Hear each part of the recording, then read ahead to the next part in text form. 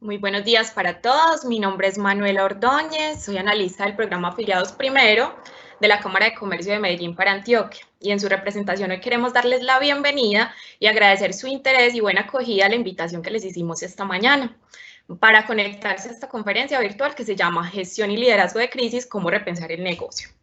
Buscando que las empresas crezcan, queremos acompañar a los empresarios y comerciantes en medio de esta contingencia, suministrando contenidos de apoyo en temática de actualidad que les den fundamentos para su gestión empresarial, porque juntos nos recuperamos.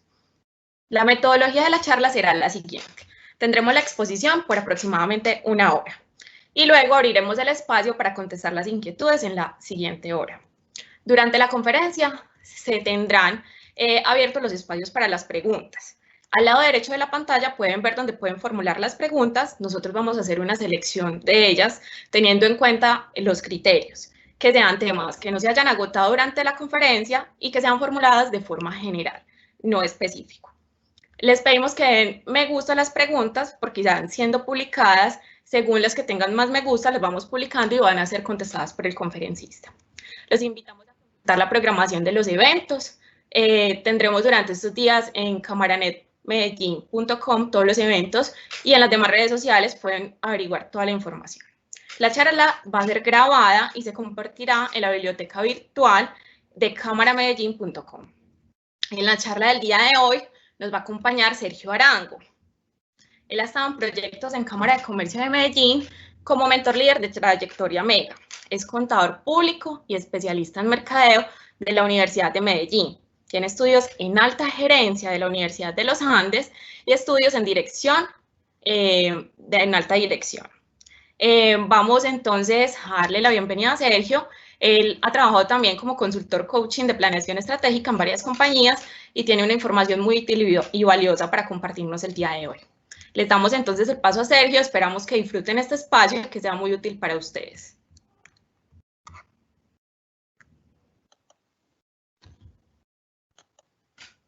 Muy bien, buenos días para todos.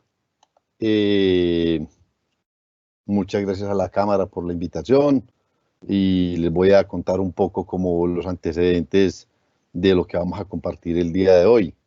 Nosotros tenemos implementado con las diferentes cámaras un programa que se llama Empresas en Trayectoria Mega desde hace 12 o 13 años y desde allí, desde el programa nació como la necesidad, por decirlo de alguna manera, de construir un módulo nuevo o una presentación o unos elementos de conversación que nos permitieran construir inteligencia colectiva alrededor de todo lo que es esta crisis motivada por COVID-19.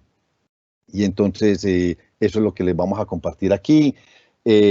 Muchos de los conceptos son de aplicación genérica, pero se pueden adaptar con mucha facilidad a cada una de las compañías, independientemente del tamaño o del sector en el que se encuentren las compañías.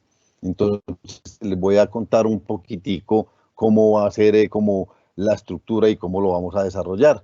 Digamos, en primera instancia, hemos invitado a que trabajemos con conceptos de propósito. O sea, más que crecer de manera importante, hemos enfatizado siempre la necesidad de trabajar desde el propósito.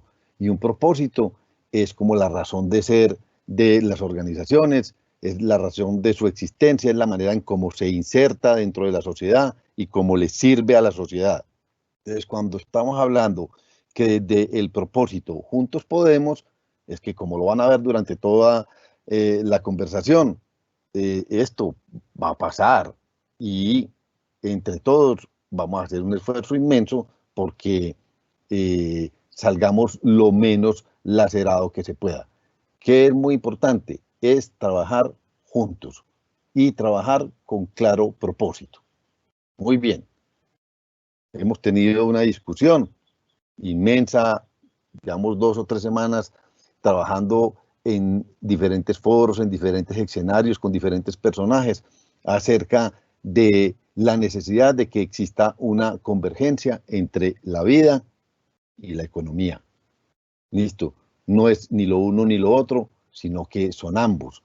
Listo. ¿Y qué es la economía? La economía es la consecuencia de las interacciones entre las personas. Las interacciones entre las personas motivan transacciones y esas transacciones dan origen a la economía y dan origen a que la economía crezca o no crezca. Y en medio de estas dificultades de COVID-19, lo que nos ha pasado es que esas interacciones se han disminuido y como se han Sergio, recuerda ¿sí? compartir la pantalla, por favor. No está apareciendo la pantalla. No, señor, en este momento no. Un momento, entonces veamos por qué supuestamente la debería estar compartiendo. Dale, tranquilo. No está compartiendo ahí. Ahora sí. Ahí aparece. Perfecto, ahora sí, muchas gracias. Muy bien. Entonces, ¿qué era lo que estábamos comentando? Es la importancia de que haya convergencia entre la vida y la economía, y que la economía es el fruto de interacciones entre personas, y esas interacciones entre las personas se traducen en transacciones, y esas transacciones dan origen a la economía. Y entonces, ¿cuál es la dificultad que tenemos hoy? Es que la pandemia lo que está haciendo para poderla controlar es que tengamos que atenuar o aminorar el acercamiento entre las personas. Y entonces lo que hicimos fue como aislar las personas y separar las personas porque es tremendamente contagiosa. Y como es tremendamente contagiosa y es de un impacto inmenso que incluso puede hacer que la persona pierda la vida, entonces se enfatizó mucho el aislamiento. Entonces, como se enfatizó el aislamiento, entonces no hay interacciones, luego no hay transacciones y luego la economía cae. Entonces, lo que estamos diciendo es que si es lo uno y lo otro, y lo que estamos trabajando entre todos es que es lo uno y lo otro. Y que lo prioritario es trabajar por la protección de la salud y de las vidas. Y que ese es la prioridad. Y que desde ahí estamos construyendo las opciones para que después se puedan habilitar interacciones y transacciones y la economía vuelva a crecer. Entonces, un tema importantísimo que vamos a trabajar es el tema de salud y vidas. Y apareció como un protagonista muy importante y que cobró una relevancia increíble y es el tema de la tecnología. ¿Y por qué? Porque la tecnología se está convirtiendo el puente que permite que yo pueda hacer interacciones y que las relaciones, digamos, de larga distancia se puedan ejecutar entre las personas y que si hay esas interacciones entre las personas y con los negocios, entonces puedan surgir transacciones y que como consecuencia de ello, pues pueda crecer la economía. Entonces, la prioridad es el tema de trabajar salud y vidas y ahora vamos a ver qué es lo que hemos venido trabajando en las últimas 2 o 3 semanas. Vamos a hablar un poco sobre la importancia del concepto del home office y finalmente vamos a caer en lo, digamos, en la angustia más grande que hay hoy en absolutamente todas las compañías y es cómo abordar la caída tremenda en transacciones, la caída en ingresos y el manejo económico de las compañías, porque las compañías tienen unas dificultades importantes el día de hoy. Entonces vamos a mirar elementos que tienen que ver con el flujo de caja y vamos a trabajar desde la perspectiva de los ingresos y de los desembolsos, cómo podemos abordar cada uno de esos grandes conceptos. Vamos a hablar del marco jurídico. ¿Y por qué vamos a hablar del marco jurídico? Porque hoy el marco jurídico se renueva prácticamente en línea. A mañana, a mediodía y a tarde están saliendo decretos y reglamentaciones que restringen o amplían los panoramas y los planes de acción y la posibilidad o no de operar sectores económicos y compañías o sus verticales y cómo pueden trabajar. Y entonces vamos a hablar un poco del marco jurídico y finalmente vamos a trabajar un concepto de reimaginarnos. ¿Y por qué es muy conveniente que hablemos de eso? Porque somos conscientes de las dificultades de atender el día a día, de apagar los incendios, de que se nos cayeron los ingresos de manera tremenda, de que no estamos viendo en el mediano plazo o en el corto plazo que los ingresos se puedan recuperar de manera contundente y que entonces, y que tenemos obligaciones y que hay que pagarlas, y entonces que cómo hacemos eso, y fuera de eso usted está diciendo que nos tenemos que reimaginar, y es la verdad, nos vamos a tener que reimaginar, y lo que estamos diciendo es que el ejercicio es como si estuviéramos montados en una bicicleta y tratar de cambiar una llanta de la bicicleta, pero sin bajarnos de la bicicleta. ¿Y por qué? Porque la intención es que seamos viables, y para poder ser viables nos vamos a tener que reinventar y nos vamos a tener que reimaginar. De hecho, ya habíamos participado algunos de los que están hoy y concretamente el Susquiabla, de invitaciones a que nos reinventáramos, a que nos resignificáramos, a que nos reimagináramos, porque el mundo, incluso antes del COVID-19, estaba exigiendo de que trabajáramos de manera distinta, de que asumiéramos la transformación digital, de que los clientes se están comportando de manera distinta y que tienen unos movilizadores distintos. Entonces estábamos como motivando a que se hiciera eso, y simplemente este COVID-19 vino y está forzando de manera increíble a que las compañías nos tengamos que reinventar. Entonces vamos a hablar un poquitico de qué quiere decir eso. Muy bien. Y entonces, ¿cuáles son los 5 conceptos? Vamos a hablar uno que se llama proteger salud y vidas, vamos a hablar del home office ingenioso, vamos a trabajar cómo se aborda el concepto de los ingresos, cómo acortamos los desembolsos y finalmente cómo repensamos el negocio. Entonces miremos el primero de ellos, que tiene que ver con liderar la protección de la salud y las personas. Y entonces no se nos puede olvidar que estamos frente a una pandemia, y que esta pandemia motivada por el COVID-19 o el coronavirus es tremendamente contagiosa y que tiene un impacto letal sobre las personas, especialmente sobre personas con unas características especiales. Sobre todas las personas puede tener un desenlace que no es deseable para nadie, pero sobre algunas personas el impacto es mucho más evidente y es mucho más rápido. Entonces, cuando estamos hablando de proteger la salud y las vidas de las personas, entonces estamos hablando de la necesidad de construir en la compañía un comité de crisis, y un comité de crisis que tenga una claridad inmensa sobre el rol y la responsabilidad de lo que ellos van a ejecutar y sobre las prioridades con las que se van a atender las diferentes circunstancias de los negocios.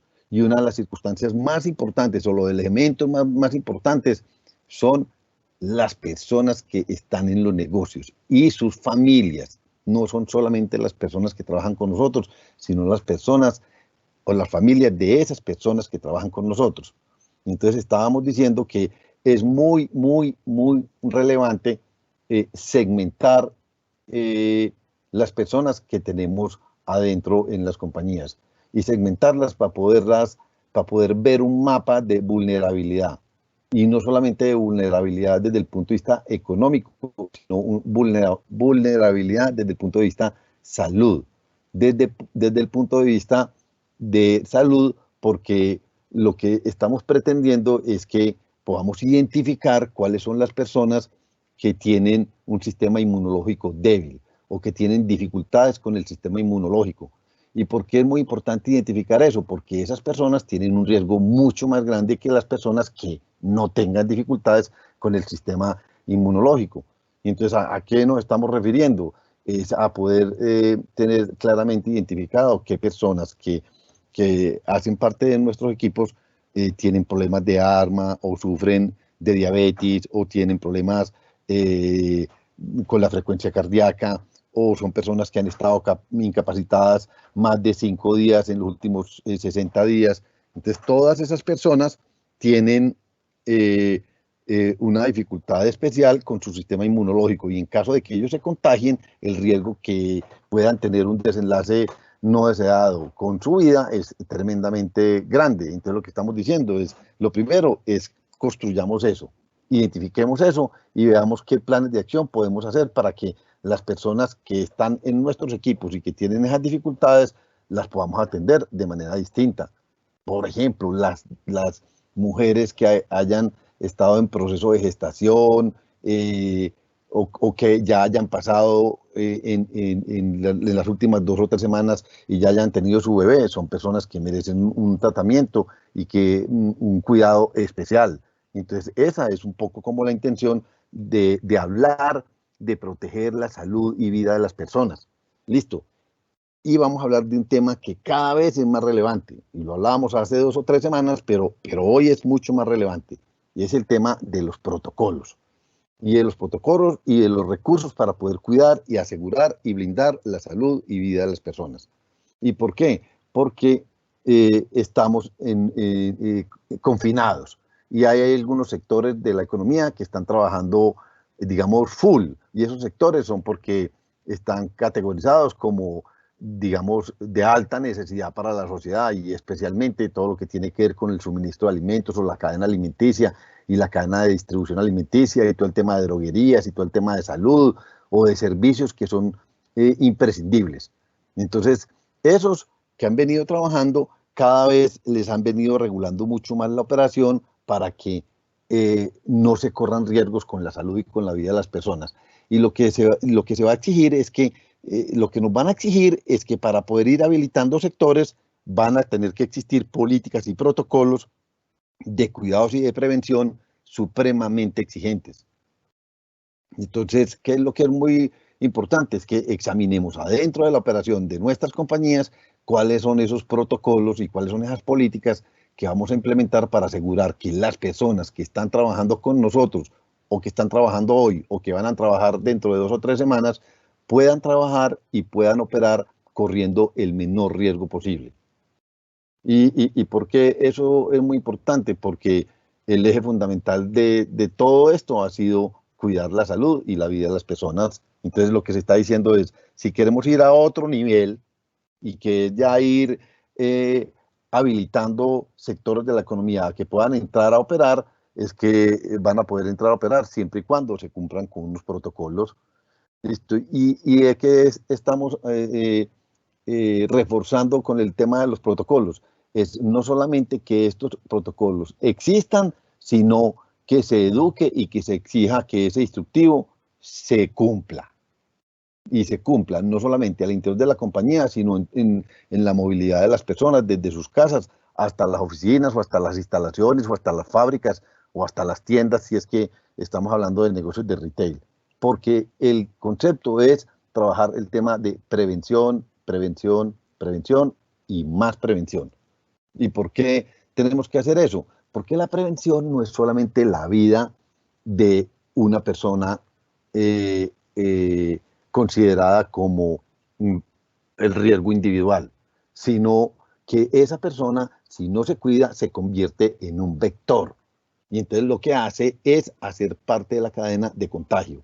Y entonces lo que estamos invitando es a que las personas todas asumamos conciencia y responsabilidad de que el tema ya no es solamente de la vida nuestra, sino de la vida que podemos comprometer de las personas que están más cercanas a nosotros, sean nuestros hijos o nuestra familia o nuestros hermanos o las personas donde vivimos y de las personas donde trabajamos. Entonces el cuidado de los instructivos tiene que ser alrededor de esos conceptos.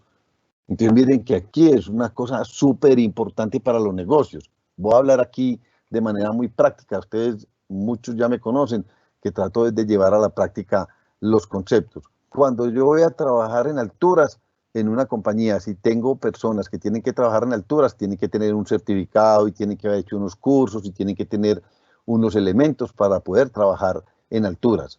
Listo. Y en eso, la seguridad y la salud en el trabajo es súper exigente.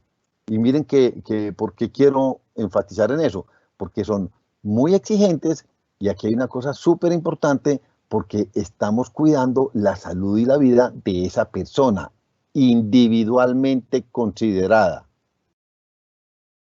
El rollo que tenemos con COVID-19 es que aquí no estamos cuidando solamente una persona, sino una cadena y que un acto irresponsable de una persona que no cumpla con los protocolos pone en riesgo la salud y la vida de él y de las personas que están cercanas a él. Entonces, los instructivos son más complejos y la disciplina y el rigor, porque estos se cumplan, deben de ser más exigentes. Ese es simplemente el concepto que es muy importante y que es muy complejo de manejar hoy en día. Súper complejo de manejar, porque lo que tenemos que evitar es que las personas se conviertan en vectores para que se contagien las personas y las pongamos en riesgo. Ese es, pues, digamos, lo más renovado que tenemos hoy de exigencia para las compañías es la construcción de los protocolos para que estas personas puedan trabajar. Y les voy a contar un poquitico de visitas a instalaciones, porque hemos hecho visitas a instalaciones para poder mirar cómo se está operando y cómo se están implementando esos protocolos. Lo que más nos hemos encontrado es que las compañías implementan los protocolos, hacen reuniones, los comparten, hacen videos, mandan el protocolo escrito, lo publican, todo lo que ustedes quieran, y las personas no lo cumplen.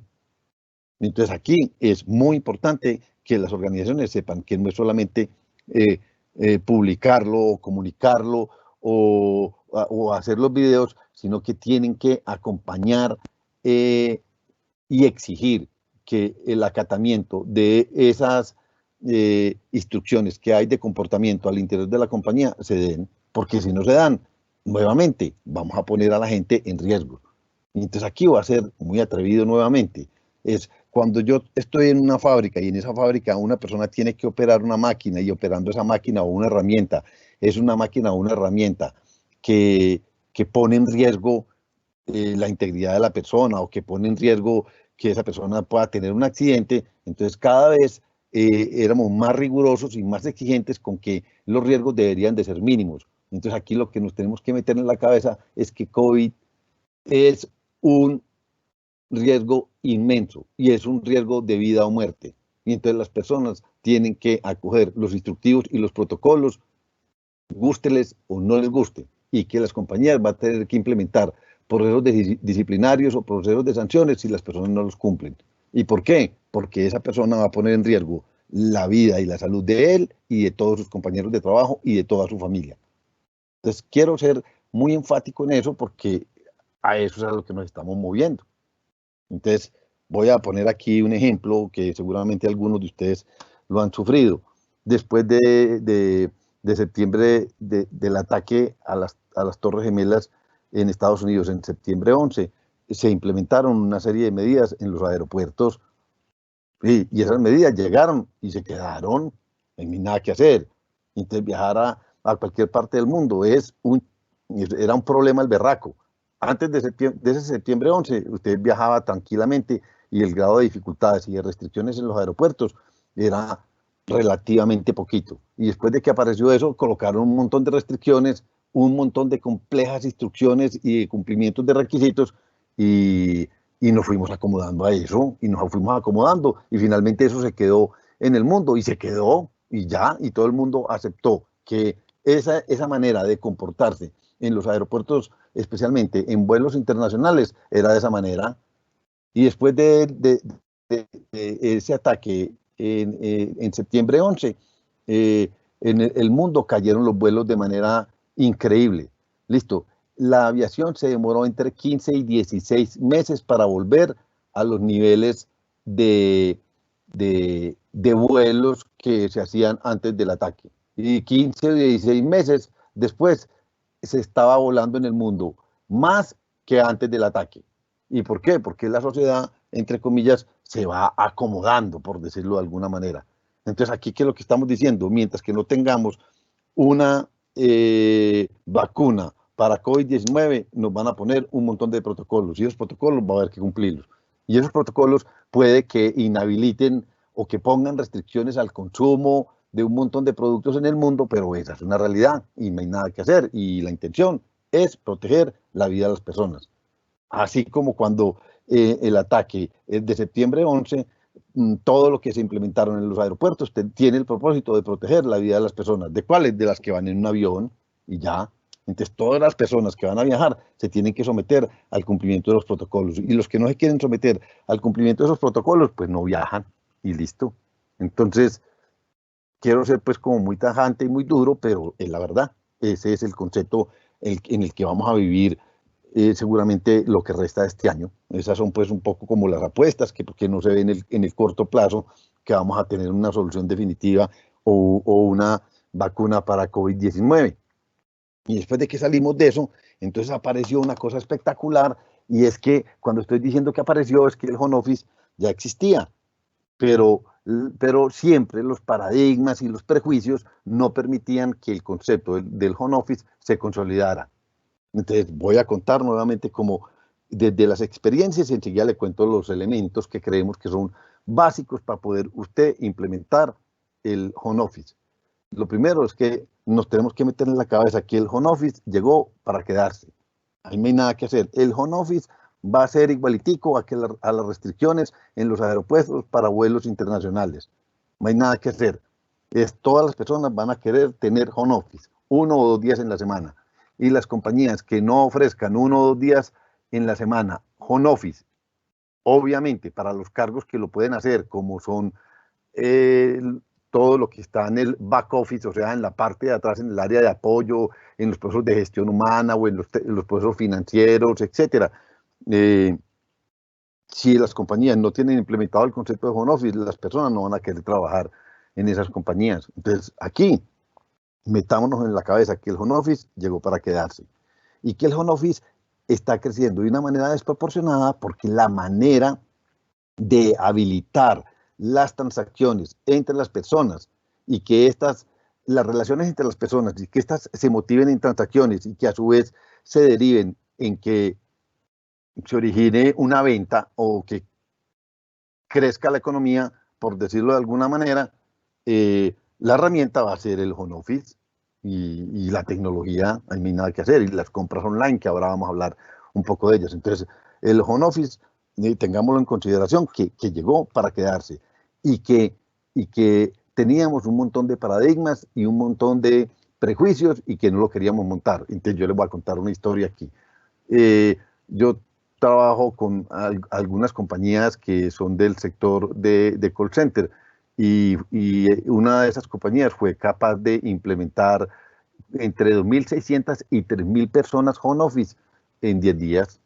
Y nunca en la vida habíamos podido, como se dice en términos paisas, que cuajara los pilotos que se hacían de un home office. Entonces lo montábamos y empezaban a decir que eso no funcionaba, que eso era muy difícil, que no se podía controlar, que la gente no trabajaba, que la gente no hacía la tarea, que la conexión no era, que la seguridad, que el acceso a los datos. Y entonces siempre encontrábamos los elementos para no consolidar el concepto del home office. Listo. En esta compañía, como nos vimos restringidos por toda la reglamentación que ha pasado, entonces nos tocó montar de 6.000 posiciones que tenían, casi 3.000, montarlas en home office. Listo. Y nos demoramos 10 días en hacer esa implementación. Listo. Y voy a decir como evadiendo un montón de normas que serían las normales cuando usted va a implementar una cosa como estas. Y es que para poderlo implementar de manera rápida, simplemente se les dijo a las personas, coja el equipo con el que usted trabaja aquí en la oficina y lléveselo para la casa. Listo, deme la dirección suya, deme los datos suyos básicos y le vamos a habilitar una línea de internet para que usted se pueda conectar. Y le vamos a habilitar aquí desde los sistemas de información de la compañía que usted pueda acceder desde su casa a los sistemas de la compañía y a los sistemas de los clientes de nosotros. Sí, sin tener en cuenta un montón de consideraciones desde el punto de vista de seguridad o de rendimiento o de qué tamaño debería ser el internet que él debería de tener, etcétera. Nada. Incluso ellos se fueron todos con el equipo que trabajaban en sus oficinas y no firmaron nada. Y el auditor decía, no, es que tienen que firmar, que se llevaron este equipo y que esto es de la compañía y un pronunciamiento. Y se dijo, no hay nada que hacer, eso hay que hacerlo ya. Después de que lo tengamos montado, le decimos que firmen un documento, pero esto hay que hacerlo inmediatamente, porque si no, la compañía no era viable. Entonces, lo hicimos y después de que lo hicimos, entonces se aseguraron cosas y se aseguraron todo lo que no cumplimos para implementarlo bien implementado, lo hicimos después. Entonces, venga a ver quién es el que tiene el equipo, para dónde se lo llevó, que firme la carta, aseguremos los perfiles, los accesos, que blindemos que no se nos vayan a filtrar personas que no son, que no vayan a extraer información que es de carácter confidencial de la organización, etcétera, etcétera. Pero lo tuvimos que hacer, y porque es la única manera en que vamos a poder seguir trabajando, no hay nada que hacer. Entonces, para poderlo hacer, hay unas recomendaciones básicas. ¿Y qué es unas recomendaciones básicas? Es asegurar que las personas tengan los equipos que se requieren para poder trabajar desde su casa, que tengan el equipo, que tengan el internet, que tengan relativamente un buen sitio de trabajo, que tengan a la mano con qué anotar, que exista un instructivo de qué es lo que ellos tienen que ejecutar y cuáles son los entregables, que se implementen indicadores para poder asegurar que esa persona sí esté haciendo lo que tiene que hacer desde su casa. Listo. Y aquí hay una cosa muy importante, y es la renuncia en las compañías a un paradigma, y es que las personas mienten. Nada, este es un concepto totalmente de confianza y de autonomía. Esto lo que facilita es la autonomía y convierte la movilidad en una realidad para las personas. ¿Y qué quiere decir eso? Que la persona va a poder trabajar desde cualquier sitio y no necesariamente desde la casa. Entonces, renunciar a eso es bravo. Entonces, des en cuenta, en lo que acabé de contarles, es que nos tocó a las malas, porque si no lo hacíamos, entonces esa compañía no era viable y no iba a poder operar. Y el porcentaje de ventas que iba a perder era de cientos de millones, cientos de millones. Listo.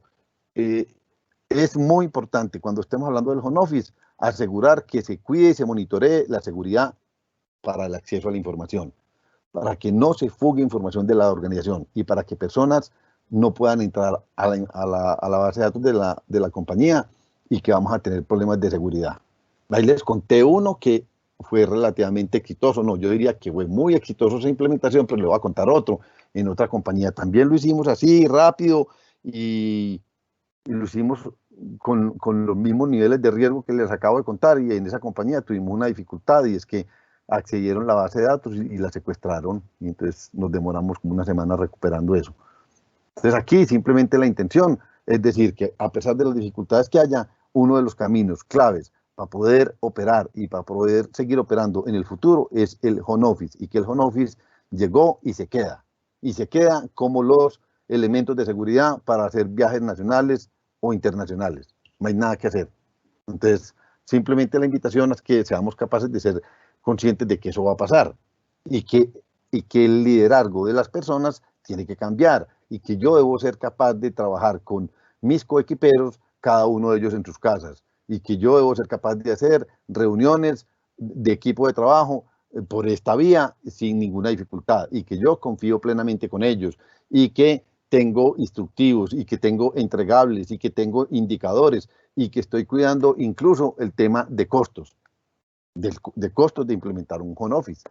Entonces, simplemente aquí estamos enfatizando en que una de las herramientas claves en el aislamiento y en el confinamiento en el que vamos a vivir durante los próximos 6 meses o 8 meses o 9 meses, una de las herramientas para poder seguir operando con una relativa normalidad es trabajar el home office en algunos procesos. En todos los que podamos implementar home office, lo deberíamos de hacer. Ahí no hay nada que hacer, porque nos vamos a demorar mucho a encontrar una vacuna para poder volvernos como a la vida anterior. Y que quede muy claro que no vamos a volver a esa vida. Después de COVID-19, el mundo va a ser muy distinto. Muy bien, ya hablamos del cuidado de la salud y de las personas, hablamos de la importancia de implementar el home office, y ahora vamos a hablar de lo que más estresa hoy a los negocios, y es el flujo de caja. Listo, y el flujo de caja está conformado por dos grandes conceptos, ingresos y desembolsos. Listo, entonces vamos a hablar un poquitico de los ingresos. Listo. Los ingresos, ¿de qué dependen los ingresos? Primero, una invitación muy importante es traten de proyectar los ingresos a 1, a 3, a 6 y a 9 meses.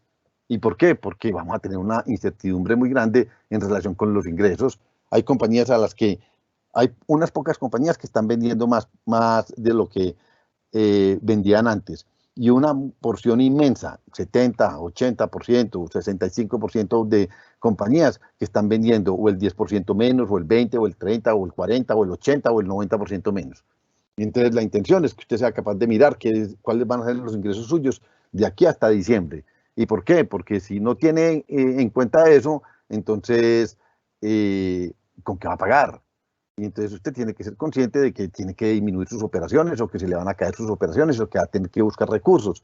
Y entonces, para poder trabajar el tema de los ingresos, vamos a decirles como los elementos que en detalle que decimos que se deben de trabajar. Las compañías generalmente venden a crédito, y si venden a crédito, entonces tienen cuentas por cobrar. Entonces la primera generación de ingresos es el recaudo de la cartera. Y el recaudo de la cartera no se puede hacer como se hacía tradicionalmente. Lo van a tener que asumir directamente las personas de primera línea, los gerentes de los negocios, o la persona del área financiera administrativa de mayor confianza del gerente general, para que él pueda ser capaz de conseguir que le paguen las facturas.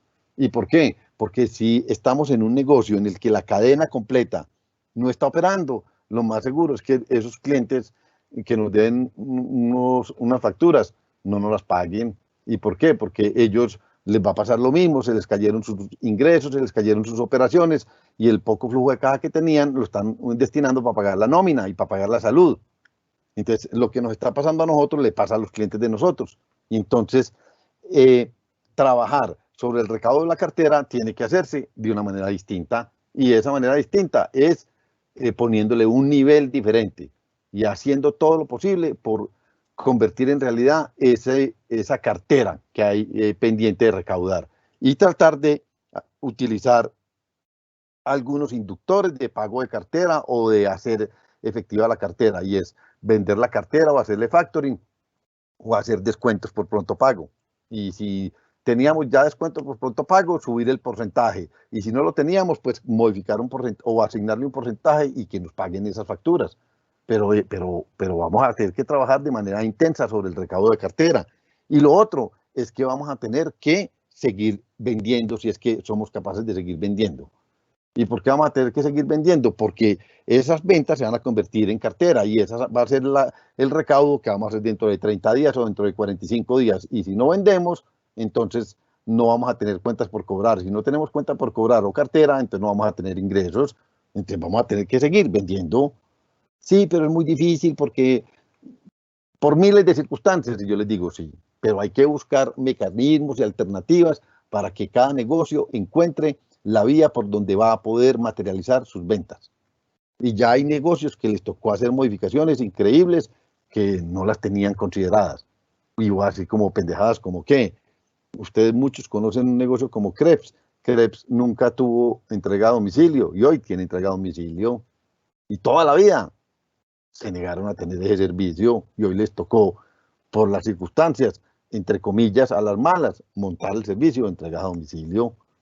Y conozco otro negocio en Bogotá de repostería, digamos, importante, que su pareto de ventas era repostería y algunas pocas cosas en panadería. Y él prácticamente se salió de repostería y modificó todo su portafolio, y se fue para negocios de panadería y para vender sándwiches y no sé qué, y hacer entrega a domicilio. Hizo una alianza con un tercero que hacía jugos, y entre los dos hicieron una cosa espectacular, y prácticamente esa compañía que se le cayeron las ventas el 80%, hoy está vendiendo igual o más que antes, simplemente porque modificó su portafolio, porque encontró un aliado y porque montaron las entregas a domicilio.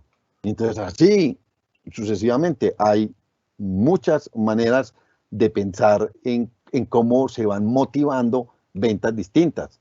Voy a contar otro elemento, digamos, de los sectores más impactados, los hoteles. O sea, los hoteles están fritos por todas las dificultades que hay en este momento. Entonces, ya hay hoteles, por ejemplo, que están implementando una medida en la que facilitan sus instalaciones para que allí se hospeden los médicos, porque los médicos no solamente los estaban señalando porque eran unos vectores de transmisión, sino porque ellos mismos están diciendo, sí, es que a mí me da susto porque yo estoy atendiendo aquí en la línea a gente que tiene dificultades o que está contagiada, y entonces yo no quiero irme para la casa, sino que me quiero ir para otra parte donde yo pueda ir a dormir y pueda ir a comer y etcétera. Y entonces se están destinando algunos hoteles para que las personas de la salud se vayan a dormir allá y puedan comer allá y tengan el arreglo de su ropa allá, etcétera. Y que terceras personas vía alianza paguen el hospedaje de esas personas del sector de la salud. Entonces ahí están buscando los de los hoteles una salida de cómo generar unos ingresos. No a valor habitación que tenían hace 3 meses, pero les va a tocar simplemente decir, tengo que buscar alternativas de generar ingresos, porque si no tengo ingresos va a quedar frito. Entonces están buscando alternativas y así les pudiera contar pues otras opciones. ¿Qué es lo que estoy enfatizando aquí? La necesidad de que trabajemos tremendamente en poder generar ingresos del modelo de operación básico del negocio. Y ir a otras instancias, incluso que no son del modelo de operación básica del negocio, y es vender activos no productivos o incluso vender activos productivos. Y porque las compañías no van a tener caja, y si no tienen caja, entonces les va a tocar, o están haciendo, vendiendo sus instalaciones, o vendiendo sus bodegas, o vendiendo sus oficinas, o vendiendo sus tiendas, y que son operativas, pues, increíble, y que son operativas, y están buscando quién les compra esas instalaciones, quién se las pueda pagar, ellos las toman en alquiler durante 5 años y hacen una cláusula de recompra para el año 6 o para el año 8, y simplemente lo que están diciendo es, si yo logro vender esta instalación, voy a tener caja para 3 meses o para 4 o para 6 meses, y entonces puedo seguir operando, y después generaré riqueza en los 5 años siguientes y volveré a comprar mi bodega o mi oficina o mi tienda. Pero esas son las circunstancias a las que nos está empujando la crisis que estamos viviendo en la actualidad. ¿Listo? Aquí que va a ser muy importante es que todo eso que lo hagamos con mucho juicio, cuidando los clientes claves, los clientes protagonistas, los clientes que son aliados, los estratégicos, con quienes mañana pasado mañana pudiéramos hacer una integración, con quien mañana pasado mañana pudiéramos cerrar una alianza, quién mañana o pasado mañana nos pudiera comprar.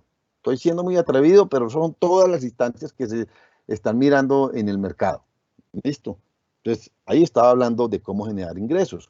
Y ahora voy a hablar de la otra fuente de generación de ingresos, que es mirar el endeudamiento. Y es, ¿cuáles son los cupos de endeudamiento que tenemos con los bancos? ¿Cuáles son los niveles? ¿Cuáles son los compromisos que tengo en la actualidad para pagar en lo que resta del año a bonos, a capital o a intereses? ¿Y cómo renegocio eso y lo paso para el año entrante? Y en esa gimnasia están todas las compañías en la actualidad. Es no solamente con los bancos con los que trabajaban, sino con bancos con los que nunca habían trabajado y que les va a tocar simplemente acudir a bancos para poder acceder a créditos y a créditos que les permitan oxígeno para poder vivir en estos 9 meses y poder tener los recursos para poder asegurar la operación del negocio, las personas que hay adentro en la compañía operando, etcétera. ¿Listo? Y entonces miren que no he hablado todavía de gastos, que ahora nos vamos a ir para allá. ¿Listo? Y finalmente en el tema de los ingresos, nos tenemos que ir incluso hasta construir un plan de contingencia en el caso de que, consideradas todas las opciones, no encontramos cómo generar ingresos. Ya hay unas opciones ya de última instancia, yo las voy a mencionar, no son las recomendables, pero simplemente les estoy contando aquí. Hay compañías que están diciendo, pues me tocó prepararme porque me voy para ley 1116, porque yo no voy a ser capaz de salir de aquí a diciembre.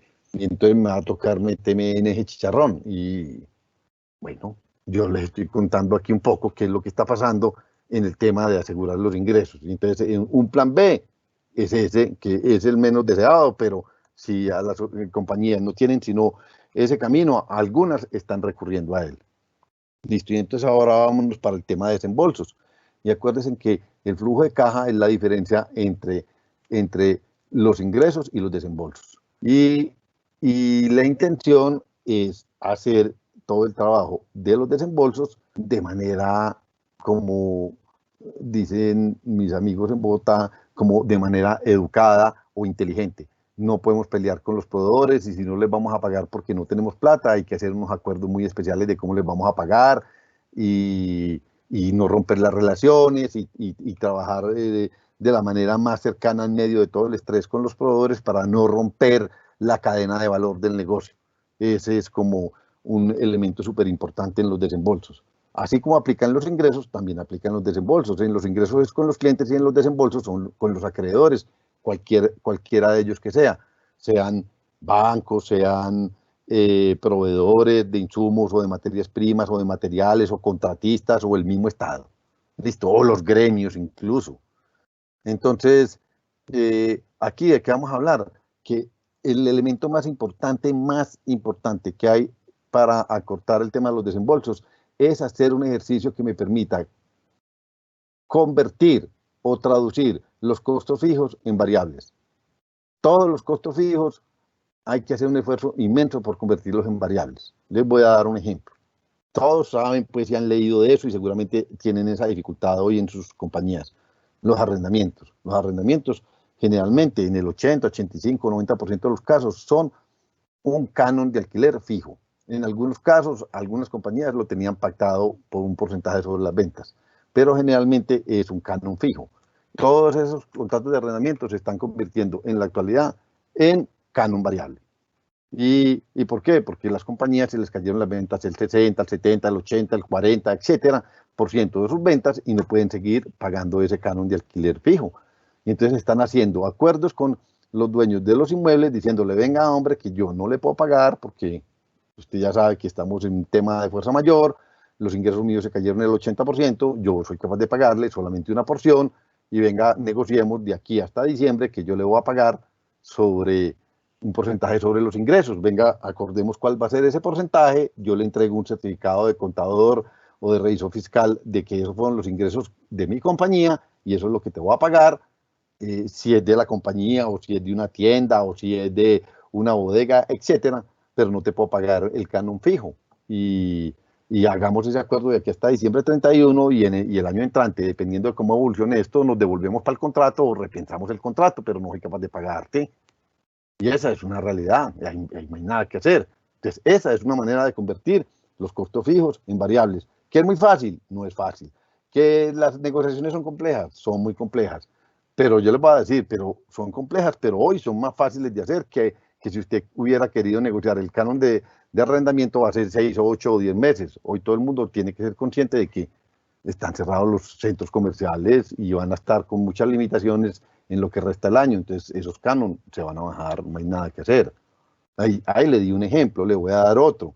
Es las licencias de software. Se pagan por número de personas que usen la licencia y hoy todas las compañías están acordando con los dueños del software que no les pueden pagar sobre el número de licencias, sino sobre un porcentaje sobre los ingresos por lo que resta de este año. ¿Y por qué? Pues por todo lo que estamos diciendo. Entonces, la intención es que seamos capaces de coger todos los costos y todos los gastos de la compañía y tratar de convertirlos de fijos a variables. Todos, absolutamente todos.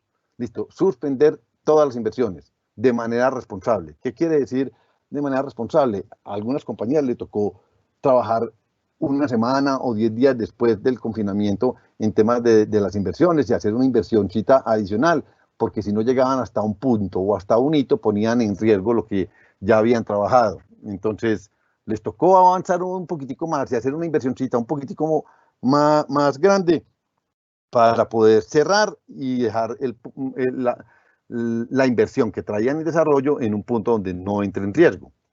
Pero de resto, hay que parar las inversiones. Listo. Las compañías que tenían decretadas repartición de utilidades, separaron la repartición de las utilidades, excepto pues las que son de dividendos y todo, que cotizan en bolsa, eso es otro cuento. Estoy hablando más de compañías como las nuestras, las pequeñas, las que simplemente dimos unas utilidades el año pasado y ya se había dicho que las íbamos a distribuir de una manera X y eso se paró en casi todos los negocios. Listo. La intención es que seamos capaces de coger todos los gastos, todos, 100 gastos que hayan en la compañía y ser capaces de ver cuáles vamos a fraccionar en su pago, cuáles vamos a suspender, cuáles vamos a aplazar, cuáles vamos a renegociar. Todos, absolutamente todos. Voy a dar otro ejemplo, dificilísimo, muy dura fue la discusión. Había que pagar impuesto de ventas y retención en la fuente. Esos dos pagos, por ejemplo, son importantísimos para el Estado porque esa plata no es de las compañías, esa plata es del Estado, tanto la retención en la fuente como el IVA. listo, y en esa compañía no tenían con qué pagar la nómina y dijeron, no, presentemos las declaraciones y no paguemos. ¿Y por qué no vamos a pagar? Porque no hay plata. Después peleo con el Estado. O sea, yo no me lo voy a robar y voy a hacer un acuerdo de cómo le voy a pagar, porque no tengo. Entonces yo tengo que decir, si pago la nómina de 190 personas y la salud de 190 personas para que ellos no queden en riesgo de su salud y de su vida, o le pago al Estado. Entonces prefiero pelear con el Estado, no le voy a pagar. Y esa discusión fue inmensa y el 40% no estaba de acuerdo y finalmente se tomó una decisión por mayoría de no pagar. Y es una decisión muy compleja, muy difícil y que puede tener unas implicaciones especiales, pero a eso es a lo que nos estamos hablando cuando estamos diciendo que los desembolsos se tienen que trabajar como en decisiones de economía de guerra. Ese es como un poco como el concepto que tiene que ver con los gastos. ¿Cuál es la invitación? Escoger todos los gastos de la compañía, 100 conceptos. Ahora les vamos a mostrar cuáles son esos 100 conceptos y que ustedes digan cuáles vamos a fraccionar, cuáles vamos a suspender, cuáles vamos a aplazar, cuáles vamos a renegociar y cuáles vamos a convertir de fijos a variables. Todos, todos. No pueden coger un concepto grueso, sino uno por uno. Muy bien. Inventariar todos los compromisos que haya con los contratistas. Todos. Perdón, todos los compromisos, porque en oportunidades nos quedamos con los proveedores, pues que también tenemos contratos, y en esos contratos es donde están los gastos que son fijos, y entonces hay que mapear todos los contratos y ver todas las cláusulas que hay y cómo se renegocian todos esos contratos. Listo, muy bien. Dejé casi que para lo último hablar del tema de los salarios. El gasto más grande que hay en las compañías es el gasto de salarios y prestaciones. Dentro de salarios y prestaciones hay muchas cosas adentro, entonces hay que hacer un análisis por cada uno de los conceptos que hacen parte de los salarios y de las prestaciones. Entonces todos conocen qué han venido haciendo las compañías y cuál ha sido como el orden con el que han ido abordando la gestión sobre la disminución de los gastos de salarios y prestaciones. ¿Cómo somos capaces sacamos la gente a vacaciones, que tengan periodos causados? ¿Y cómo anticipamos vacaciones? ¿Y cómo renegociamos medios tiempos? Entonces, que la gente trabaje medio tiempo y entonces si trabajan medio tiempo y hacemos un acuerdo con ellos, que un mutuo acuerdo con ellos de que vamos a trabajar medio tiempo, entonces es el 50% del salario y que yo solamente trabajo en medio tiempo porque no hay tiempo suficiente. O cómo hacemos, cómo acordamos licencias no remuneradas, o cómo suspendemos algunos contratos de común acuerdo. Todo esto de común acuerdo. Listo. ¿Cómo se implementan figuras en las que yo suspenda los contratos, pero les siga pagando la salud y tengan un bono como, entre comillas, como de manutención, con figuras especiales pues que hay dentro de la legislación y que yo pueda atenuar o bajar tremendamente el concepto de salarios y prestaciones, tratando en la medida de lo posible de que las personas queden vinculadas con nosotros y que tengan de qué vivir y que tengan la salud. Listo. Y hay compañías que les tocó despedir gente. Entonces, esa es otra opción. Entonces, yo ahí les conté 6 o 7 y la intención es que ustedes sean capaces de identificar cuál es el camino que van a adoptar, cuál es el orden que van a adoptar, cuál es el orden que van a adoptar y no de manera genérica, sino teniendo una clasificación muy clara acerca de las personas y de su vulnerabilidad. Es muy bonito el concepto de vulnerabilidad porque hay compañías que las decisiones las están tomando más por quienes son más vulnerables y los que son más vulnerables en temas de salud porque tienen el sistema inmunológico débil, a esas personas no las tocan. Esas personas las dejan en alguna de las figuras que les acabé de contar, pero no las están despidiendo y porque si las mandan para la casa las ponen en altísimo riesgo. Entonces las compañías dicen, no, eso no lo voy a hacer. Eso sería lo último que yo haría. Entonces, aquí les estoy contando un poquitico de qué es lo que se está trabajando con el tema de desembolsos. Listo. Y ser conscientes de que el volumen de operaciones va a cambiar.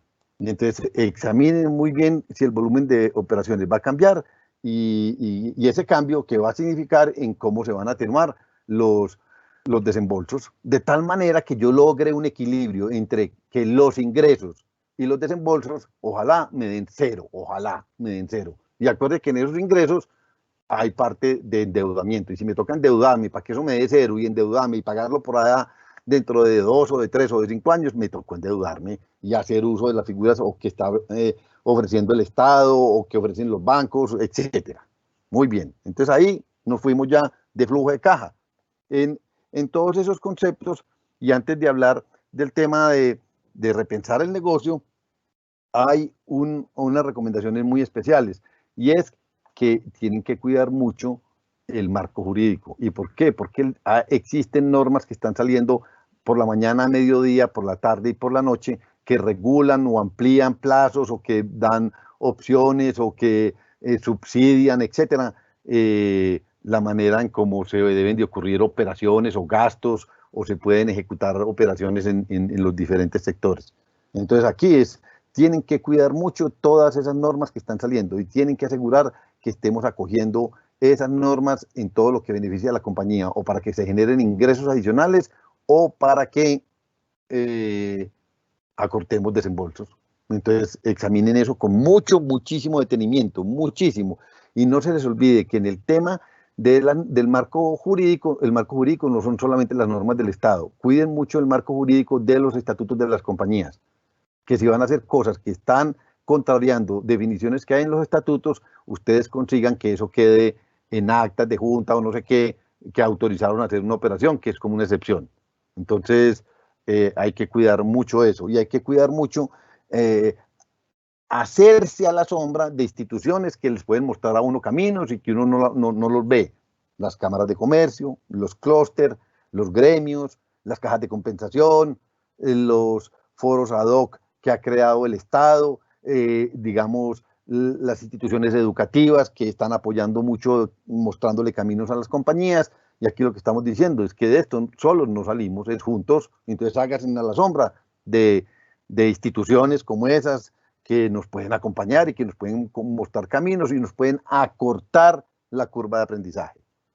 Muy bien. Por último, hablamos de repensar el negocio. El negocio va a ser muy distinto, va a ser tremendamente distinto el negocio después de COVID-19. Y así como ha pasado después de COVID-19, el mundo ha mostrado en el camino muchas cosas que nos han pasado y que han motivado que los negocios cambien después de esta crisis. Después de la peste negra en el siglo XIV en Europa, prácticamente se acabó el feudalismo. Listo. En la Segunda Guerra Mundial, las mujeres no trabajaban y ahí le tocó a las mujeres irse a trabajar a las fábricas y trabajar en las fábricas, y eso cambió el mundo y las mujeres se incorporaron a la vida laboral y se fueron de los hogares para las oficinas y para las fábricas y chao. Y eso fue un cambio inmenso y ese cambio llegó para quedarse. Y entonces esas guerras, que son crisis inmensas, hicieron cosas también espectaculares, porque aparecieron desarrollos o innovaciones que no habían y que en su momento eran como desconocidos, por decirlo de alguna manera. El caucho sintético y el radar y el uso de los motores y la tecnología atómica, los motores, estoy hablando de los motores de reacción, etcétera, cambiaron de manera tremenda el mundo. Y entonces aquí, este COVID-19 también nos va a dejar cosas que no hay nada que hacer, van a transformar comportamientos. Listo, lo que les decía hace un rato del 11 de septiembre, igual, eso cambió el mundo y esos cambios llegaron y se quedaron. En China nomás, que aquí no nos pegó tan duro el brote de SARS en China en el 2003, allá no eran muy amigos del tema de las compras online y eso era muy limitado en ese país, etcétera. Y cuando apareció eso, la gente, para evitar los contactos, empezó a comprar más en línea y de ahí salió un monstruo que se llama Alibaba y eso impulsó simplemente ese negocio. Entonces aquí simplemente lo que les estoy contando es que hay que repensar cómo hacer el negocio, cómo son las nuevas tendencias que van a existir en el mundo, cómo van a ser los nuevos movilizadores de los clientes, qué va a ser más importante para los clientes, cuáles van a ser sus razones de compra, cómo van a ser los canales van a ser distintos. El canal online ganó un espacio increíblemente espectacular y así sucesivamente. Entonces aquí ustedes van a ver en la lista de chequeo un conjunto de elementos que es muy bueno que las compañías los piensen. Todo eso que les acabé de decir viene acompañado con una lista de chequeo. Y entonces esos son los grandes temas que hay en esa lista de chequeo. Tiene el tema de gestión y protección de salud y vida, el home office, los ingresos, los desembolsos, el tema del marco jurídico y de acompañarse de instituciones importantes en estos dos, y el tema de asomarse a la ventana o de repensar el negocio. Listo, y entonces esto es una tabla de Excel que es una lista de chequeo que se las van a entregar a todos los asistentes a través de la cámara. Ellos harán la manera de que ustedes lo puedan acceder a ellos. Y esta lista de chequeo tiene como 80 o 90 preguntas que se pueden contestar de manera muy fácil, y tiene una columna que se llama AMB, y simplemente es que cada lista de chequeo, cada pregunta usted la contesta como si está altamente desarrollada, medianamente desarrollada o desarrollada de manera baja. Y cada vez que usted le ponga o una A o una M o una B a esa celda, entonces se le va a poner en amarillo, en verde o en rojo. Y si es rojo es que usted está bajito, y si es M es que le queda en amarillo y que tiene algo por mejorar, y si la pone en A quiere decir que eso ya está chuleado, y se le pone en verde. Entonces lo que le va a mostrar es un mapa de dónde es el plan de acción que usted tiene que ejecutar.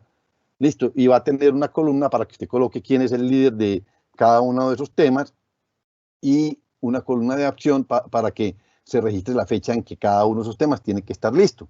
Entonces la intención es que todas las compañías hagan esto. Esto ya lo tienen seguramente en sus compañías.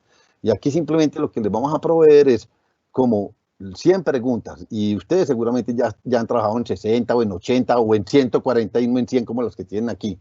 Pero aquí lo que estamos facilitando es un conocimiento que se ha construido de manera colectiva con compañías en diferentes comités de crisis. Y entonces lo estamos poniendo a disposición de compañías que quieran aprender, por decirlo de alguna manera, y aportar en cómo entre todos salimos de este chicharrón. Listo, entonces enseguida les vamos a contar un poquitico cómo se llena. Entonces miren aquí simplemente cada uno de esos grandes temas, cuando usted le doble clic, porque están agrupados, le van a aparecer las preguntas. Entonces en gestión de protección de salud y vida, ahí hay como unas 12 o 14 preguntas. En temas de home office hay unas 7 preguntas. En ingresos hay 20. En gastos, inversiones y costos hay 20. En temas de marco legal hay 15 y así. Y si usted las suma todas, le van a dar como 100 preguntas. Esas preguntas usted las puede contestar de manera muy fácil. No tiene ni que pensar. Usted la lee y la contesta. Sí, esto ya lo tengo yo, está en verde. Eso está totalmente chuleado. No, esto ya lo tengo, pero no está totalmente cerrado. Hay cosas para mejorar, la voy a poner en amarillo. No, este tema yo ni siquiera había pensado en él, lo voy a poner en rojo. Entonces usted la contesta. Cada pregunta, si son 80, se va a demorar 10 segundos por cada pregunta. Y después de que la recorra todas, dice, ahora sí, lo voy a volver a leer más despacio y voy a volver a ver si la calificación que leí previamente, si debe quedarse en amarillo, en verde o en rojo. Y ya. Y entonces ese mapa te va a mostrar con mucha claridad cuáles son los temas que nos faltan por trabajar. Listo. Y la herramienta te va a traer una hoja donde te va a decir, en el tema de los ingresos, trate de proyectarlos así, con ese nivel de detalle. Y en el tema de los gastos, te va a traer una hoja donde te va a mostrar 100 gastos, 100, los gastos de salarios y prestaciones, que son como 20 o 22, los de costos de operación, que son 20, 25, los gastos relevantes, que son 30, y así sucesivamente, y van a ser 80 o 100 gastos, y entonces tú vas a colocar al frente si ese gasto lo vas a convertir de fijo a variable, si lo vas a disminuir, si lo vas a repensar, si lo vas a renegociar, a suspender, a cancelar o a fraccionar.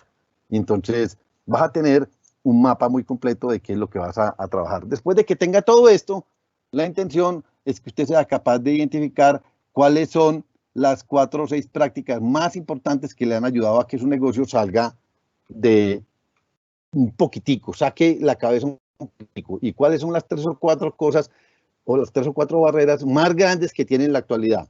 Listo.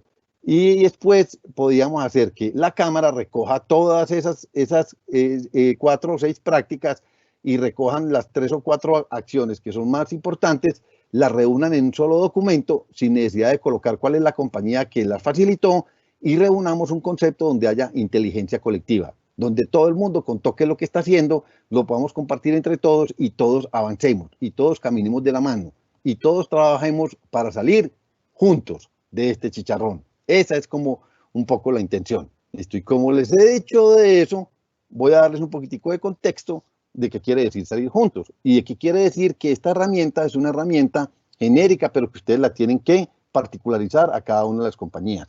¿Eso qué quiere decir? Quiere decir lo siguiente: usted no puede aplicar eso igual a las compañías que son grandes, medianas o pequeñas o micro o no determinadas. Entonces, aquí simplemente está el sector económico, la rama de actividad, y este es el número de unidades productivas al 2019 de grandes empresas, de empresas medianas, de empresas pequeñas y de empresas micro. Entonces, todo lo que acabamos de decir en esa lista de chequeo va a tener unos grados de énfasis distintos dependiendo del tipo de compañía, dependiendo del sector en el que se desarrolla, dependiendo si es grande, mediana o pequeña o micro. Entonces, eso es lo que queremos simplemente decirles. Hay elementos que les van a ayudar a que ustedes particularicen o singularicen su momento. ¿Listo? Esto es lo mismo que el anterior y simplemente lo que les estoy diciendo. Hay compañías que son más enfáticas en temas de tecnología y menos en mano de obra. Y hay unas que son con más énfasis en mano de obra que en tecnología. Entonces, las situaciones son muy distintas las unas que las otras. Hay compañías que venden business to business y hay compañías que venden business to consumer. Entonces, la situación para las de business to business es una y para las de business to consumer es otra. Entonces, aquí simplemente lo que estoy diciendo es que hay elementos que van a hacer que la aplicación de los conceptos sean súper especiales y súper particulares. Miren un caso ilustrativo, simplemente una hipótesis para ilustrar el flujo de cajas. Entonces, miren, ahí están los sectores económicos y ahí están más o menos el número de días de caja que tiene cada compañía que está en cada uno de esos sectores y dependiendo de su tamaño. Entonces, hay compañías que tenían más caja y que iban a aguantar más. Y hay compañías que no tienen nada de caja, que tienen una semana de caja. Entonces esas van a tener una dificultad súper especial. Entonces, todo este tipo de información son las que, digamos, seguramente en el Estado están tomando para poder decir yo por dónde saco alivios, por dónde saco elementos que alivien un poco los sectores. ¿Listo? Entonces, eso es simplemente para que lo tengamos en consideración. Aquí simplemente lo que estoy mostrando es una ilustración en la que están los sectores y en la primera columna lo que muestra eran cómo era que se distribuía el presupuesto de los hogares, cómo aplicaban los desembolsos o el gasto los hogares en Colombia antes de COVID-19, que es la primera columna. Todos estábamos caminando en ese ritmo y nos fuimos a un tema de aislamiento. ¿Listo? Y entonces, como ya estamos en proceso de aislamiento, se cayó el poder adquisitivo de manera importante y se congelaron muchos sectores. Desen en cuenta, no más que en el tema de restaurantes y hoteles, mírelo aquí, representaba el 8.4 y mire eso donde cayó. Entonces cayó tremendamente y después eso seguramente se va a recuperar, pero se va a demorar para recuperarse. ¿Listo? Entonces, lo que estamos diciendo es que tenemos que ser conscientes de que en el sector en el que nos encontremos, las acciones van a ser o más enfáticas o menos enfáticas en el uso de algunas herramientas o modelos de canales, o etcétera. Listo. Y que este está invitando también a que seamos conscientes de que el poder adquisitivo en el 2021 va a ser distinto. No vamos a conservar el mismo poder adquisitivo que teníamos en la primera barra. Se va a perder más o menos entre el 8, el 14 o el 15% de poder adquisitivo, porque las operaciones se van a bajar, el crecimiento económico se va a bajar, el PIB del país que estaba entre 3,5 y 4 pronosticado para el 2020 va a ser de decrecimiento de entre el 1 y el 2%. Entonces, nada, se contrajo tremendamente la demanda y todos tenemos que ser conscientes de eso, incluso las personas que están en los equipos de nosotros y muchas compañías están renegociando los salarios con las personas y porque no se pueden pagar esos salarios con un mercado tan ido a menos, por decirlo de alguna manera. Muy bien. Denme un segundito y les muestro otra cosa. Simplemente para poner un poco de contexto. Miren, en este contexto, ustedes lo que ven ahí son nuevamente los sectores económicos con los que se estructura el PIB del país y el tamaño de la esfera quiere decir que ese es el tamaño o el aporte de cada sector al PIB del país. Entonces, lo que quiere decir es que el comercio, por ejemplo, es el más grande y que reparación, transporte, almacenamiento y alojamiento y otros, quizás es el segundo y así sucesivamente. Si sumáramos el área de todas esas esferas, nos daría como el PIB del país. ¿Qué estoy mostrando ahí? Simplemente es que esto es una máquina que está prendida y que está engranada y que la apagamos. Entonces, ¿cómo la apagamos? Solamente está trabajando el 30% de la máquina. Y si está trabajando el 30% de la máquina, el que entre en todos los otros sectores y volvamos a coger el ritmo que queríamos, no va a ser tan fácil. Pero tenemos que ser conscientes que las acciones tienen que ser acciones coordinadas, respetando el sistema, para que volvamos a tener la velocidad que traíamos y nos vamos a demorar. Listo. Y que eso no es en Colombia, eso es en el mundo donde se apagó toda la máquina. Y que volver a prender la máquina en todas partes va a tomar tiempo. Entonces, ese es el tamaño del PIB por sector. Y este es cuánto aporta cada uno de esos sectores en empleo. Entonces, el 19% del empleo lo pone el comercio, el 1.3% las actividades inmobiliarias, el 14.3% reparación, transporte y almacenamiento. Entonces, aquí es simplemente cuánto aporta cada sector al empleo del país.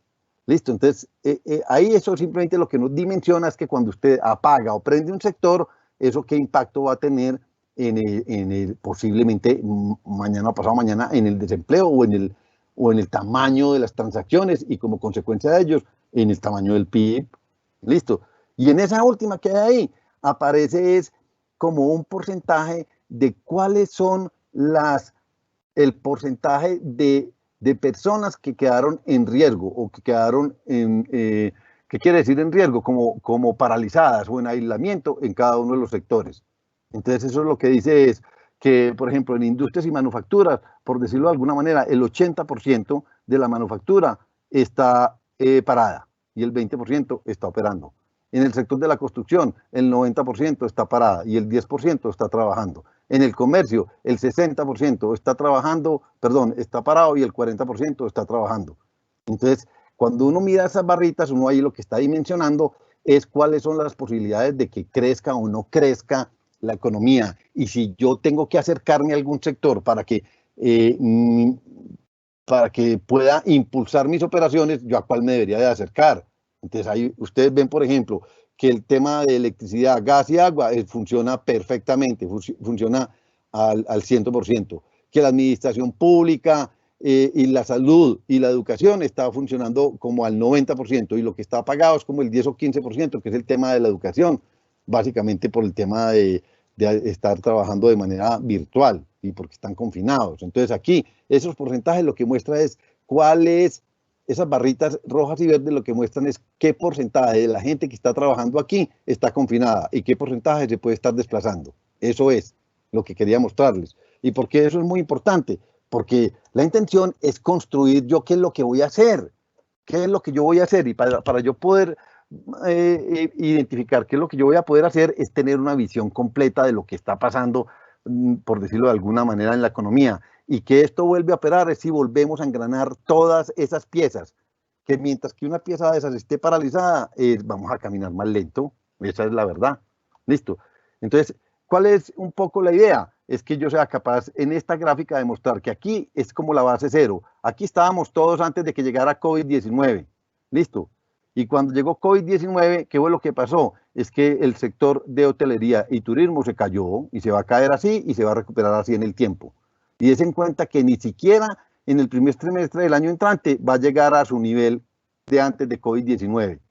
Listo. Y des en cuenta que alimentos se creció y se creció especialmente aquí, toda esta punta porque todo el mundo salió a aprovisionarse y que después eso va a caer lentamente hasta llegar a los niveles normales y seguramente va a crecer un poquito porque ya la gente en la medida en que va a tener más home office, entonces va a comer menos afuera y va a comer más en la casa. Entonces los alimentos van a consumirse de manera distinta y así sucesivamente. Y así va a ser retail, el ocio y los restaurantes. Les pasó eso y esa es la manera un poco arbitraria que estoy diciendo de cómo se pudieran recuperar.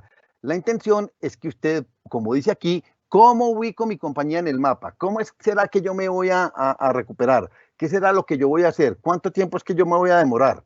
En esta gráfica, yo cómo pintaría mi compañía. Listo, entonces hay sectores que se van a recuperar más rápido y hay sectores que se van a recuperar más lento.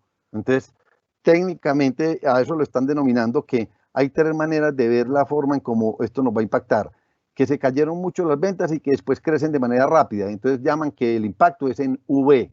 Que se cayeron las ventas, vamos a tener un llanito de un tiempo de 3 o 4 meses y después van a crecer. Y entonces ahí ese es un impacto en U. Y hay otro que se llama impacto en L, es que se me cayeron las ventas, se van a quedar así durante un periodo de tiempo relativamente largo y solamente me voy a recuperar en 8 o en 10 meses, que ese puede ser uno de los casos de temas de viajes y hoteles. Listo. Y para poder hacer eso, un poco compartirles como el contexto o hipótesis de lo que está pasando en el mundo desde el punto de vista global. O sea, en el mundo la globalización se va a caer un poquito y especialmente en temas de viajes. Puede que desde el punto de vista cultural sigamos conectados y de redes sociales y de expectativas, etcétera, pero vamos a viajar menos, no hay nada que hacer y va a haber menos movilización de productos en el mundo durante un tiempo. Los mercados financieros, entonces quedan amarillo. Los mercados financieros quedan en verde porque este no es una crisis financiera motivada de malos manejos financieros, sino de una pandemia. Entonces, es al contrario, los mercados financieros posiblemente van a dar la mano para que podamos salir de este chicharrón lo más pronto posible. El poder del gobierno global, ¿eso qué quiere decir? Las instituciones globales, como la ONU o la OEA o la OMS, etcétera. Esos quedaron fritos, pues, porque hay mucho cuestionamiento acerca del papel que hizo la OMS y el papel que hacen los organismos multilaterales. Entonces, cada vez hay más desprestigio y cada vez les creen menos. Listo, tecnología y comunicaciones, increíblemente verde, porque ya saben que la manera de poder volver a habilitar las transacciones es a través del uso de la tecnología. La banca central quedaría en amarillo simplemente porque el desgaste que está haciendo para poder suministrar recursos es inmenso y después de que salgamos de este chicharrón, el país va a quedar súper endeudado. Entonces ahí quién sabe qué nos va a pasar después de que salgamos de COVID-19. El cambio climático que estaba en toda la cresta va a pasar a un segundo orden porque la intención es recuperar gente, es recuperar salud, es proteger la vida de las personas, es recuperar el empleo.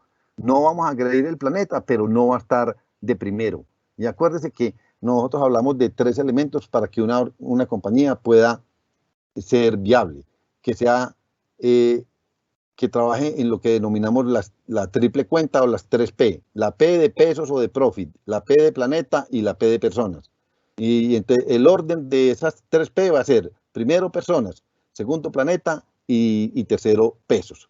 Entonces, en las organizaciones, la plata va a ser la consecuencia de haber trabajado muy bien con la gente y de respetar el planeta. Y el que no tenga esas 2 cosas metidas en su oferta de valor y en su operación, no son viables. Listo. Los ecosistemas, que es muy bonito ese concepto, es que la economía se desmaterializó. Hoy es más importante los ecosistemas, es más importante las alianzas, es más importante el canal online, es más importante la entrega a domicilio que tener tiendas. Listo, que eso es lo que se denomina activos estratégicos. Y entonces ya eso en otros foros lo veníamos discutiendo, de que los ecosistemas son los ganadores.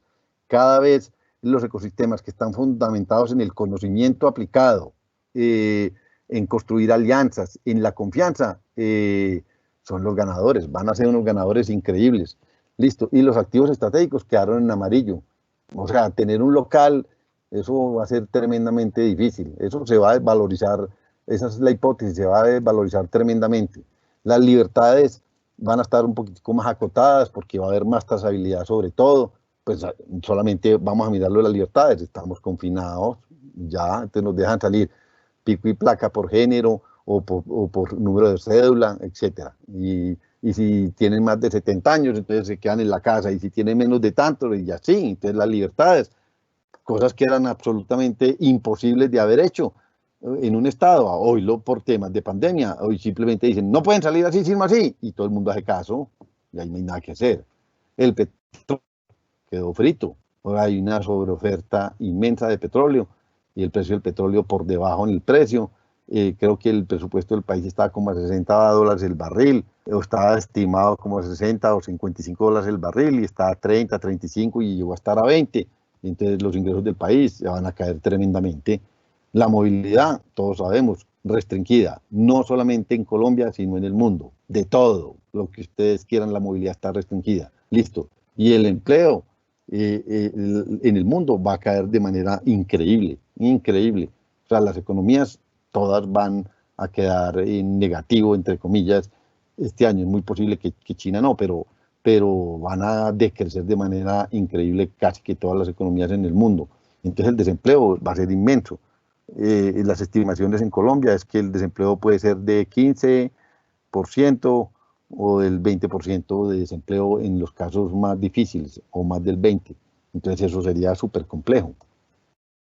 Acuérdense que la intención de esta gráfica es que ustedes puedan colocar cómo es que ustedes se ubicarían en el tiempo. Y para poderlo hacer, la intención es que ustedes se den cuenta que todo eso que hay arriba modifica o impacta a los sectores, como les muestro en la parte de abajo. Entonces el turismo está en rojo. ¿Y qué quiere decir eso? Que el turismo está tremendamente impactado. Los servicios médicos están en verde. ¿Y qué quiere decir? Que no están tan impactados, que están, entre comillas, favorecidos. Que los alimentos procesados o no perecederos, el verde lo que quiere decir es que no están impactados y que están operando de manera tranquila. Entonces, si el verde es muy verde oscuro, quiere decir que tiene poco impacto. Y si el verde es clarito, es que tiene impacto, pero pequeño. Y si es rojo oscuro, quiere decir que el impacto es inmenso. Y si es amarillo, que el impacto es medio. Entonces, la intención es que ustedes digan en dónde es que ustedes están y toda esta información, cómo les puede servir para construir un escenario de dónde es que ustedes se van a ubicar en cómo se va a desarrollar su compañía. Si le aplicamos eso más en conversaciones como estas, me dicen, no, vea, baje eso más porque eso todavía está muy grueso, póngalo más pequeñito. Entonces, miren, ahí hay otro ejemplo. Es eso visto, pero con mayor nivel de detalle y aplicándole como criterios. Es si para yo comprar o utilizar o hacer uso de una categoría me tengo que desplazar o tengo que viajar. Si es de alta interacción humana. Si el producto es imprescindible o no es imprescindible, y si la asepsia o la higiene es obligatoria o es muy sensible en la compra de ese producto. Y entonces, cuando usted coja cada una de esas categorías y usted le aplique esos criterios y se los califique, entonces usted la coloca en amarillo, en rojo o en verde.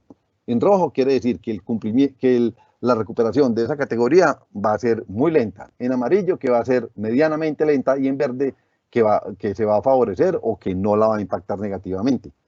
Entonces miren que hay ahí, pues arbitrariamente, yo pongo una vaina ahí como decir que los gimnasios están en rojo y que recuperar ese sector va a ser bravísimo, bravísimo, bravísimo.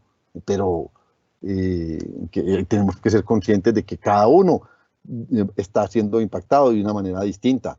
O sea, que ir al estadio, estamos fritos, no vamos a volver al estadio durante mucho tiempo, ni a conciertos, ni a rumbeaderos, nada, no vamos a ir porque eso es tremendamente de mucha interacción con las personas, entonces el riesgo es inmensísimo, listo, y que no es imprescindible, y que requiere de una asepsia y una higiene sensible y obligatoria, y así. Por ejemplo, las joyerías, fritos, entonces, ¿quién va a comprar una joya con todo lo que veíamos ahora de la caída del poder adquisitivo, de que no es imprescindible, de que no es imprescindible no solamente para mí, sino para mi familia, o para mi grupo familiar, o para personas que, etcétera? Ese es simplemente como elementos que ayudan a que ustedes puedan ver esto de manera más completa. ¿Y cuál es la intención? Es que todo esto va a pasar. O sea, ya saldrá el arco iris, ya volverá el arco iris y ya la tormenta pasará. Y vendrán mejores días. Y hay que trabajar por ellos. Y hay que pensar que la esperanza y la fe son la atracción que nos va a ayudar a salir de esta tormenta. Y que tenemos que trabajar con resiliencia y que tenemos que ser conscientes que hoy somos más que lo que éramos hace 5 años o hace 10 años. Podrán existir excepciones, pero son contadas en los dedos de la mano. Es más, hoy conocemos más el mundo, hoy tenemos más capacidades, hoy tenemos más conocimiento, hoy tenemos mayor sensibilidad, hoy tenemos muchas más cosas que las que teníamos hace 10 años. Y es muy seguro que en los próximos 6 meses o 12 meses dejemos de construir riqueza y que hayamos puesto como en stand-by la generación de la riqueza, pero que esto no se va a acabar y que esto pasa. O sea, no se va a acabar la vida y no se van a acabar los negocios. Vamos a tratar de, entre todos, de reinventarnos y de priorizar y de proteger y de prevenir para salvaguardar la salud y la vida de las personas y para poder incentivar la interacción entre las personas que motiven transacciones y que la economía crezca con unos modelos de operación distintos, diferentes, y que busquemos esa posibilidad entre todos. Listo, y que seamos conscientes que estas son las palabras o los términos que vamos a utilizar en los próximos 9 meses. Adaptarnos, resiliencia, trabajar con humildad, con integridad, hacer uso de la tecnología, no renunciar a soñar a pesar de las dificultades, usar las alas, ¿sí? Construir ecosistemas, respetar el propósito, hacer todo dentro del marco de valores, recuperar el comportamiento comunitario, solidario. Ese va a ser como el concepto con el que vamos a trabajar seguramente en los próximos 9 meses en medio de estos retos tan tremendos. Listo. Y la invitación final, que nace un poco de la misma invitación que hizo la Cámara de Comercio de Medellín para la sesión que tuvimos el día de hoy, o que estamos teniendo, es que el camino es la construcción de inteligencia colectiva. O sea, solos no salimos de este chicharrón. O sea, acompañémonos de los demás, construyámonos con los demás, tomemos las decisiones con los clientes, con los proveedores, incluso con los competidores, pongámonos a la sombra de las cámaras de comercio, de los gremios, de los clústeres, de las cajas de compensación, etcétera. ¿Para qué? Para que busquemos la posibilidad de mantenernos, que nos tenemos que mantener. Puede que más pequeños, no importa, después vamos a volver a crecer y vamos a volver a hacer 5 veces lo que éramos antes de que llegara COVID-19. Con mucho optimismo, esa es como la intención. Finalmente, les voy a mostrar aquí una cosita antes de que Manuela me regañe, que ya está que me regaña. Es que este es un poco lo que les voy a... Están viendo la pantalla, ¿cierto?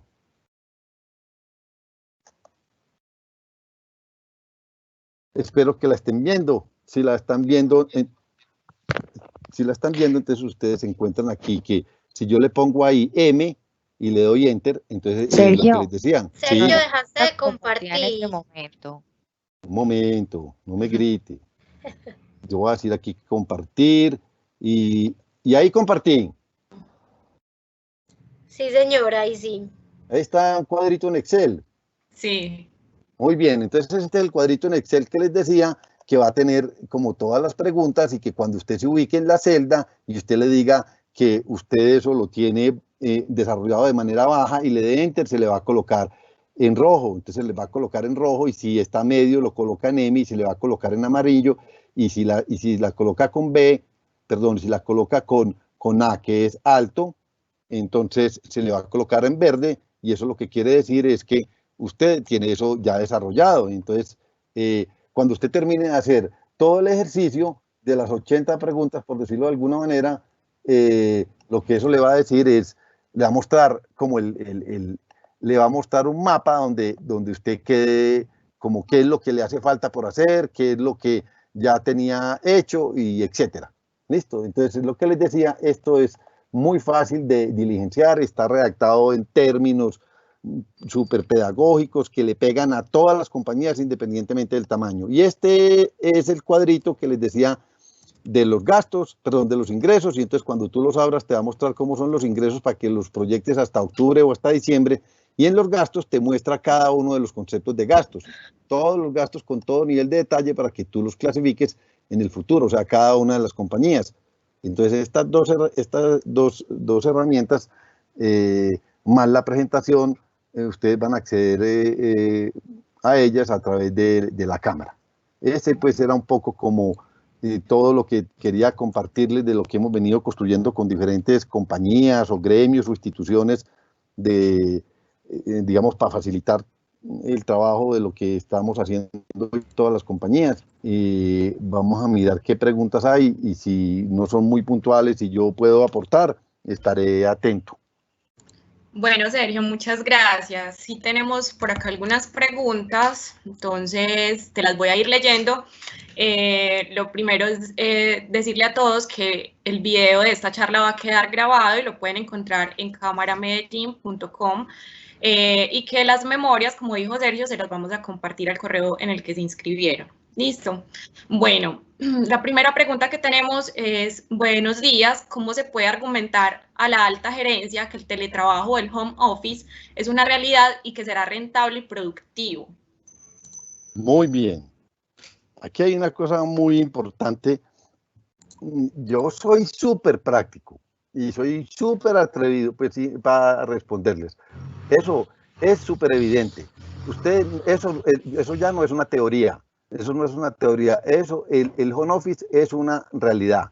Y simplemente cojan casos exitosos que hay hoy en el mundo del home office, porque es exitoso o porque no es exitoso, y ahí se van a encontrar las razones por las que eso se demuestra que definitivamente es súper, hiper, mega, giga, doble, tetra, catretera exitoso. Eso es exitoso si usted lo monta bien montado. Listo. Es lo primero. ¿Y cómo hacemos a la alta gerencia? Busquen casos de éxito y compártale a esos casos de éxito a las compañías o a la alta gerencia. Muéstrele que mire que esto sí es exitoso y muéstrele cómo. Y hagan pilotos. Listo. Y imagínense, yo les estoy hablando aquí como si estuviera hablándoles antes de COVID-19, pero después de COVID-19 yo les voy a decir, si no tienen home office, no son viables. No hay nada que hacer. En el futuro, todas las personas que trabajen en el back office, o sea, en las áreas de apoyo, en el área de gestión humana, en el área financiera, incluso en áreas de tecnología, todas esas personas en el área jurídica van a ser personas que van a tener 1 o 2 días home office en todos los negocios. Y si usted no lo ofrece, cuando usted esté seleccionando personas para ese cargo, lo primero que le van a preguntar las personas es si usted ofrece home office y si usted lo tiene. Y si no lo tiene, no van a trabajar con usted. Listo, Sergio, muchas gracias. La segunda pregunta que tenemos es, ¿qué estrategias de recuperación puede implementar un negocio de confección? Hemos visto muchas preguntas orientadas al sector de confecciones y al de turismo. Entonces, ¿qué estrategias les puedes recomendar a ellos para implementar en este momento? Muy bien. Voy a ir por uno más, voy a ir primero por el de turismo. Muy bravo ese de turismo, bravísimo, bravísimo. Muy bravo el de turismo, pero tienen como una cartica de salvación. Listo. ¿Y cuál es la cartica de salvación? Yo cuando hacía viajes de 2 maneras. Uno, por negocios o personales. Y si eran de negocios, yo decía, si los viajes eran por avión o podían ser en carro o en transporte masivo. Y entonces, todos esos que le acabo de decir, por ejemplo, van a estar tremendamente limitados por todo lo que estamos hablando de COVID-19. Me voy a ir por la otra ramita si me voy por la ramita de abajo, porque acuérdense que yo hacía viajes o por negocios o personales, entonces me voy a ir para personales. Entonces mis viajes eran personales y eran de turismo, y esos de turismo yo los hacía o internacionales o nacionales. Y entonces les voy a contar, internacionales va a ser muy difícil, casi que imposible por todas las restricciones que van a haber, por todas las limitaciones, por los costos, etcétera, etcétera. Entonces el turismo, donde van a tener una muela, como llaman los costeños cuando juegan dominó, o sea, donde tienen la oportunidad del sector del turismo es en turismo local. Es todas las personas que viven en Colombia van a hacer turismo en Colombia. Entonces ustedes van a tener que buscar las estadísticas de en Colombia cuánta gente viajaba al extranjero para hacer turismo. Y es todas esas personas, toda esa plata que tenían, se va a quedar aquí en Colombia. Y entonces ahí van a tener una oportunidad increíblemente especial. No sé si para cubrir toda la posibilidad de que ustedes tenían en el turismo turistas internacionales y que eso les daba una porción muy grande de los ingresos de ustedes. Pero lo que pueden estar seguros es que el turismo local va a crecer de manera increíble. No sé si se va a doblar o se va a triplicar o se va a multiplicar por el 30% más o el 40%, porque no tengo los números. Pero lo que es muy importante es que ustedes que están en el sector de turismo sean capaces de identificar las personas los que destinaban dinero a turismo en Colombia, cuánto turismo se iba para viajes internacionales y cuánto se quedaban en Colombia. Y los que se quedaban, los que hacían o invertían en turismo internacional se van a quedar en Colombia. Entonces ustedes tienen que ir es por esa plata, de esos turistas, de ese perfil de turista. Entonces van a tener que buscar ese perfil de turista, qué era, cómo era, qué es lo que él va a valorar, qué es lo que lo va a movilizar, etcétera. Listo. Y lo otro que va a ser muy importante, tienen que meterse eso en la cabeza, el turismo, confecciones, metalmecánico, metalúrgico, de alimentos, de transporte, todos los sectores van a tener protocolos de comportamiento.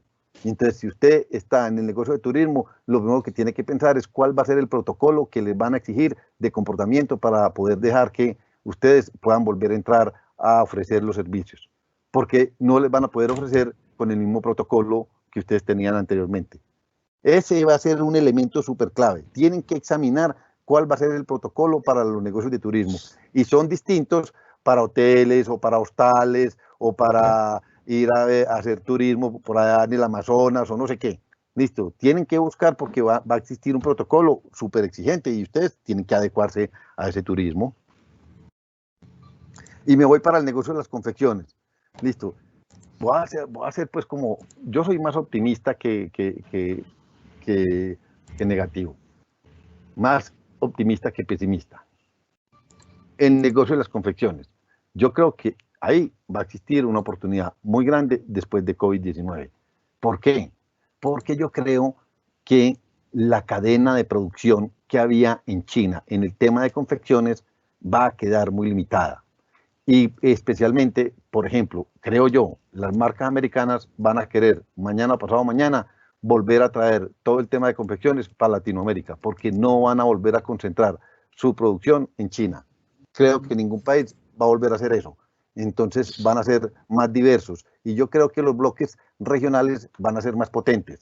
Listo. Y yo creo también que puede estar en el escenario que mañana o pasado mañana el régimen en Venezuela cambie. Y si cambia, nosotros no tendríamos la capacidad de producción en Colombia para abastecer a Colombia y a Venezuela después de COVID-19, si en Venezuela cambia el régimen. Entonces hay que pensar un poquitico diferente. Voy a seguir pensando cosas distintas para el sector de la confección.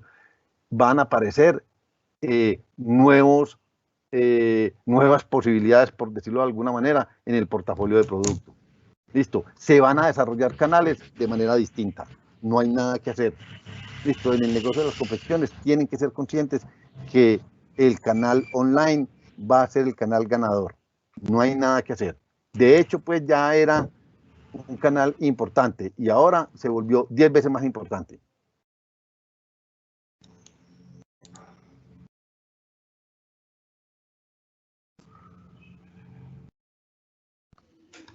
Bueno, Sergio, muchas gracias. Sigamos leyendo entonces las preguntas.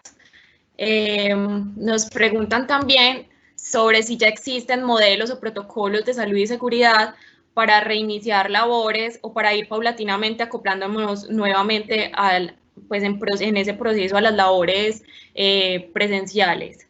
Muy bien. Yo le voy a mandar a Manuela, le voy a mandar el protocolo que existe hoy en Colombia. No sé si ya es el oficial o era el borrador, pero un borrador súper elaborado de cómo iba a ser el protocolo para que pudiera entrar otra vez a operar el negocio de infraestructura en el país. Son protocolos súper exigentes, súper difíciles, súper complejos. Entonces se lo va a mandar a Manuela para que Manuela con las memorias les haga llegar ese protocolo que existe. Vuelvo y les digo, no sé si es el oficial definitivo, pero está muy cercano, pues si no es el oficial definitivo está el 90 o el 95%. Y entonces ahí van a tener un ejemplo de qué quiere decir un protocolo. Entonces yo les voy a decir cosas que van a pasar o las inquietudes que hay. En los negocios de los call centers, ustedes saben mejor que nadie que eso operaba pues como una persona enseguidita de la otra, ¿no? Ahora les van a decir, vea, entre persona y persona tiene que existir entre 1 metro, 1,50 o 1,20 de distancia. Entonces, si usted tenía unas instalaciones donde le cabían 1.200 personas, ya no le van a caber, sino 500. Y entonces, eso va a ser súper duro, súper duro. Entonces, sí, van a haber protocolos súper exigentes, súper exigentes. Ese que les voy a compartir para que ustedes se den la idea. Y el Estado va a fomentar mucho y va a construir y va a habilitar seguramente y va a facilitar elementos de esos protocolos. Esos protocolos en muchas oportunidades ni siquiera van a ser potestad de los sectores, sino que el Estado los va a imponer. ¿Y eso qué quiere decir? Si usted quiere habilitar las salas de cine y tiene 600 sillas, entonces no va a poder utilizar las salas de cine, sino para 250 personas.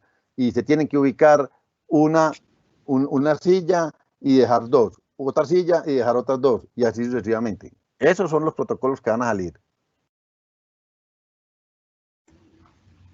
Listo, Sergio.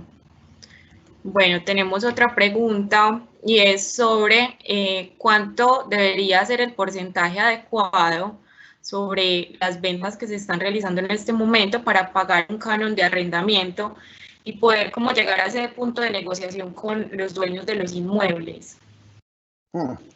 Esa pregunta es muy brava porque esas negociaciones dependen mucho de las habilidades que tengan las compañías para negociar de un lado y de otro, la flexibilidad que tenga el otro maestro del otro lado.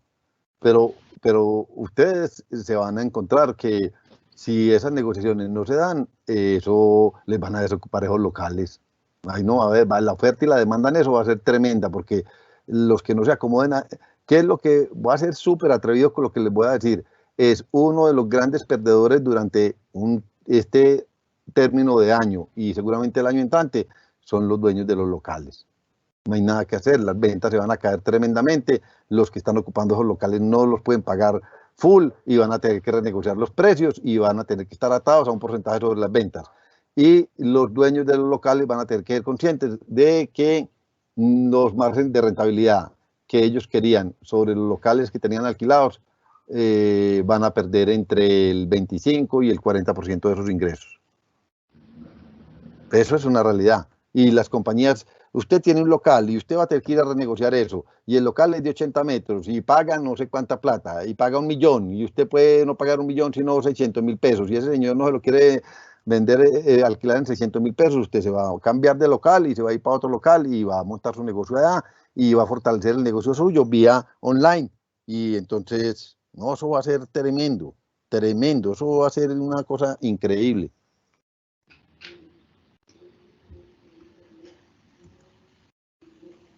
Y no solamente los locales, estoy hablando de los locales y yo les pudiera hablar de las oficinas. ¿Ustedes se imaginan qué va a pasar eso en las oficinas?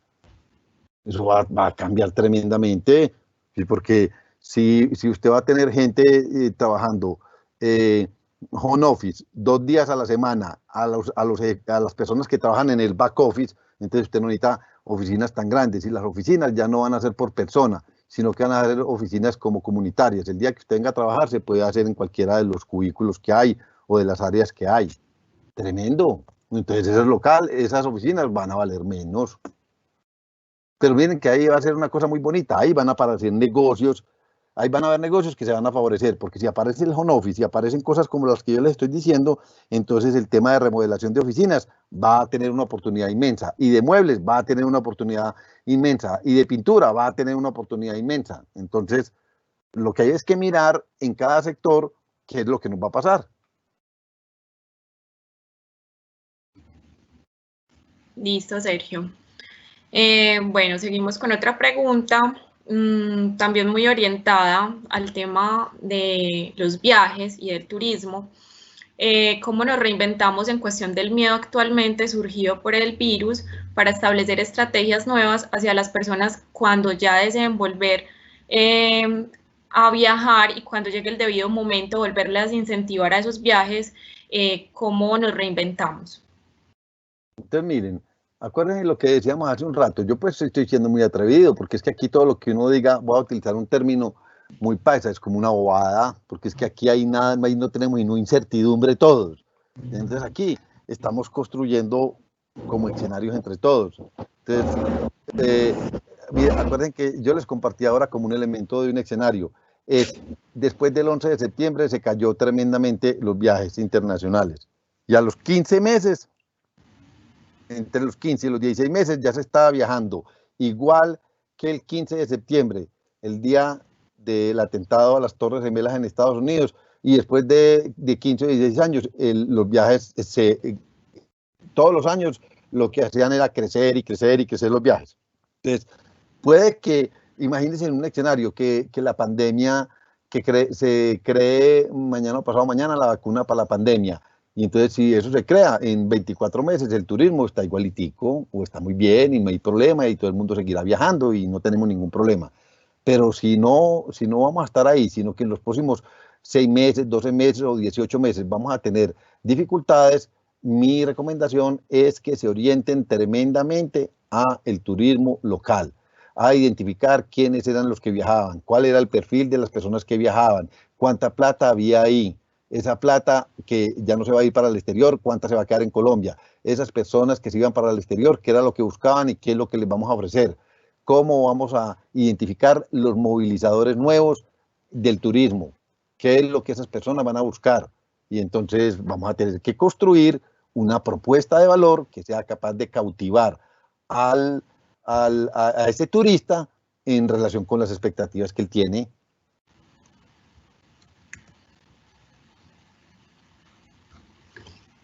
Listo, Sergio.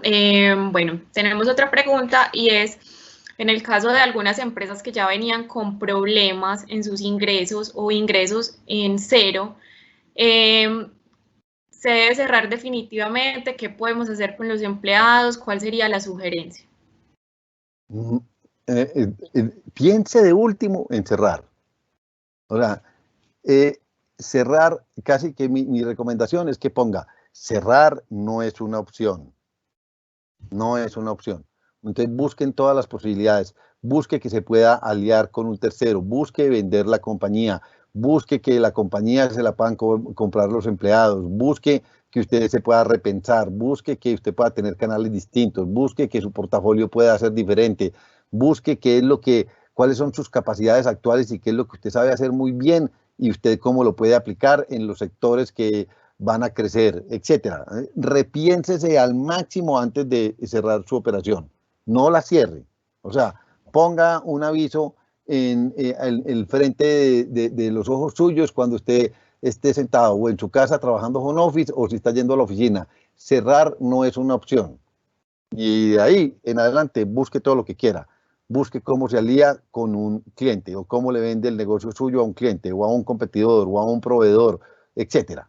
Sí, repiénsense, pero no piensen en cerrar. No, no piensen en cerrar. Si les toca cerrar, les tocó, no hay nada que hacer. Y si les toca cerrar, ya hablamos por allá, entonces métase en ley 1116. Listo. Sergio, los productos traídos del exterior van a caer. Esto es una oportunidad de fortalecer el consumo de los productos locales. Hay muchas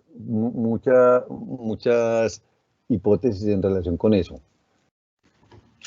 Lo que se cree es que el mundo no va a ir a un tema de proteccionismo, digamos, de manera estructural. O sea, que en el futuro solamente se va a consumir el producto local.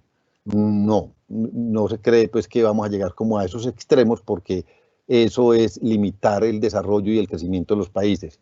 Va a haber limitaciones en el concepto. Lo más ilustrativo es un poco lo que les decía hace un rato, es el mundo era una máquina, esa máquina estaba prendida y esa máquina, ahí jugaban 200 piñones, esos 200 piñones eran 200 países y cada país hacía una partecita. Y entonces esa máquina venía trabajando tremendamente, funcionando, y esa máquina crecía entre el 2,5 y el 3,5 interanual, y esa máquina venía funcionando bien. Entonces, para poder crecer el 3 o el 3,5 interanual en el mundo del PIB, eso no es tan fácil. Tiene usted que tener todos esos piñones aceitados y todos funcionando. Y resulta que llegó COVID-19 y apagó todas esas máquinas. Entonces, volver a encender las máquinas no es tan fácil. Entonces, hay que volverlas a encender. Hay que volver a encender todos los sectores. Y hay que volver a encender todos los países. Listo. Y las prioridades por cada país y las prioridades por cada sector son distintos, entonces nos vamos a demorar un tiempo. Entonces, sí vamos a tener unas restricciones en los próximos 6, 12, 18 o 20 meses en temas de compras y la gente va a seguramente apoyar más la compra local, es muy posible, pero volveremos seguramente a comprar producto importado a los mismos niveles de ahora, muy posible un poquitico menos o quizás más, pero no creemos pues que volvamos a un tema de proteccionismo y de países cerrados, eso quizás no sea viable. En estas próximas semanas o meses sí va a haber más consumo de producto local, no solamente por el apoyo al producto o a la industria local, sino porque las cadenas de abastecimiento en el mundo se pararon. Que imaginen lo que se dice es, se paró todo el mundo Y entonces ahora China dice que ellos ya salieron de allá y que ellos ya tienen la pandemia controlada y que ellos ya están movilizando a la gente y que la gente se puede movilizar y que con protocolos y etcétera, etcétera. Listo, y supóngase que ellos estuvieran funcionando al 100% hoy.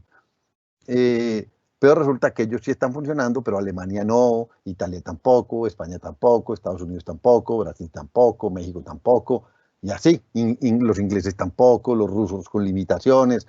Entonces está pagada todavía una porción muy grande de la maquinaria en el mundo.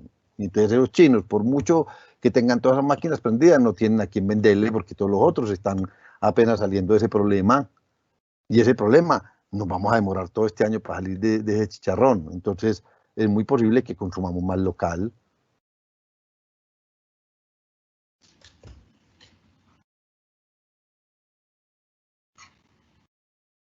Listo. Sergio, tenemos otra pregunta. ¿Cómo se pueden reinventar centros de estética, consultorios odontológicos, los que prestan realmente servicios que son en su lugar de trabajo y que no se pueden de pronto acomodar a un tema de domicilios o de llevar a casa? Miren, ahí voy a hablar muy atrevido, pues, porque yo de eso no sé. Estoy hablando aquí simplemente como por razón natural. Lo primero es el tema de los protocolos, el tema de la disciplina y de la acidez con la que van a aparecer el tema de los protocolos. Pues si me voy para la ontología, el tema de la ontología, van a existir limitaciones, simplemente que en el mismo sitio no estén 20 personas o 10 personas o que la gente esté en la recepción, muchas personas esperando el consultorio odontológico. Yo creo, por ejemplo, que los consultorios odontológicos tienen la ventaja de que ya tienen muy avanzado el concepto de disciplina en temas de asepsia y de higiene, y que eso no era fruto necesariamente de COVID-19, sino que eso era fruto de que uno de los ejes fundamentales en el negocio de la odontología es la asepsia, no hay nada que hacer. Entonces las limitaciones hoy que tiene ese sector están más motivadas de cómo se afina el protocolo para que no hayan muchas personas esperando, que no se aglutinen muchas personas en los consultorios, que las interacciones se minimicen, por decirlo de alguna manera, que se fortalezca aún más el tema de la asepsia, que el tema de los guantes y el tema de las batolas que le ponían a uno, de los baberos, sean desechables, etcétera. Entonces, en eso van a afinar mucho, pero eso debe de volver a operar, entre comillas, debería de operar normal y no pues a domicilio. Con más rigidez, con más disciplina y con más exigencia en la asepsia, pero ellos de hecho ya deberían de tener esa cultura. Ya ahí le conté un poquitico de lo de odontología. Y Manuela, me dijiste que había otro que era el de odontología, ¿y cuál otro? Centros de estética, odontologías, veterinarias. Muy bien. Los centros de estética es casi que parecido al que yo le acabé de decir. Es que la ventaja también con el centro de estética es que esos eran negocios, entre comillas, muy personalizados. Es que me voy a devolver un poco como a lo que yo les decía hace un rato, como los 4 criterios con los que usted debe calificar si su negocio va a crecer de manera increíble. Entonces, un tema, por ejemplo, es el de la asepsia y de la higiene. Y yo creo que en los temas de estética ya tenían cierto nivel de cultura. Entonces, pudieran eventualmente mañana o pasado mañana, si aseguran esos protocolos y esos niveles de exigencia y esa disciplina en esos protocolos, que los clientes no le tengan miedo a ir pues a un tema de estética. Listo. Lo segundo, eso no es un negocio en el que sea un negocio masivo, en el que va mucha gente, sino que ese es un negocio en el que el tráfico de gente en esos centros de estética no es masivo. Entonces las interacciones no son sino con el médico o con las 2 personas con las que trabajan en el centro de estética. Entonces las interacciones no son tan masivas. Cuando ustedes califiquen esos 4 criterios de los que hablábamos, el grado de asepsia, el grado de si el producto es imprescindible o no es imprescindible, si el producto requiere o no requiere mucha interacción y si yo tengo que viajar o no tengo que viajar. Entonces me voy a ir para el negocio de estética. ¿Tiene que viajar o no tiene que viajar? No, el negocio mío es 100% local, entonces usted no tiene ese problema. Es un negocio en el que le van a exigir la asepsia, entonces usted dice, sí, yo ya era de hecho muy disciplinado en eso. Tengo que mejorar, entonces lo puedo mejorar, entonces no me debería de ver tan perjudicado en el tema de exigencias de asepsia y de higiene. Es un negocio que es imprescindible, ahí es donde va a tener el problema más grande. Ese no es un negocio que es imprescindible. Puede que la gente sea capaz de vivir sin eso y entonces dice, como no tengo plata y no tengo poder adquisitivo, no voy a poder hacer eso con la frecuencia que la hacía. Esa es como un poco como la intención que ustedes pueden hacer. Miren que yo les voy a decir, para que ustedes hagan la comparación, como es que en el mundo hay altos porque hay bajitos y hay gordos porque hay flacos. Entonces estos conceptos son aplicables dependiendo de criterios como los que les digo y de comparar cosas. Por ejemplo, ustedes se imaginan cómo es esto de complejo para un negocio de gimnasios y un negocio de gimnasios y que sea de bajo precio. Ustedes se imaginan cómo es esa vaina. Eso va a ser complejísimo para esa gente, porque esos gimnasios eran gimnasios masivos de bajo precio, entonces iba muchísima gente y tenían unos precios que lo que invitaban es que fueran muchas personas a ese gimnasio. Entonces usted cuando iba allá nunca encontraba una máquina desocupada. Y ahora lo que le van a decir es, esas máquinas no las puedes tener tan juntas, tenés que ser más, no, eso va a ser complejo, muy difícil. Entonces hay negocios que son más fáciles y hay negocios que son más difíciles. Ese negocio de la odontología o el negocio, por ejemplo, de la estética, es, a mi gusto, es más fácil que un negocio, por ejemplo, de gimnasios masivos o de volver al estadio o de ir a conciertos. Entonces, bueno, no es tan complejo. Igual si otra pendejada en el tema de odontología. Ese tema de odontología es imprescindible. Entonces la gente tiene que ir, no hay nada que hacer.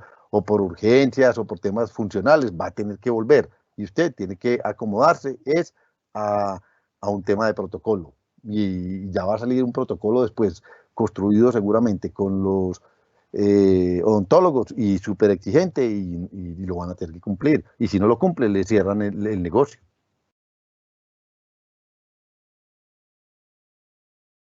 Listo, Sergio. Bueno, Sergio, te agradecemos muchísimo. Yo creo que ahí englobamos como todas las preguntas que hicieron las personas que están conectadas.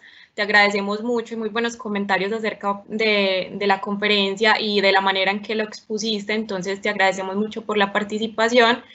Les recordamos que vamos a enviarles a los correos en los que se inscribieron las memorias que nos compartió Sergio y que vamos a publicar la grabación de la charla en la página de cámaramedellín.com.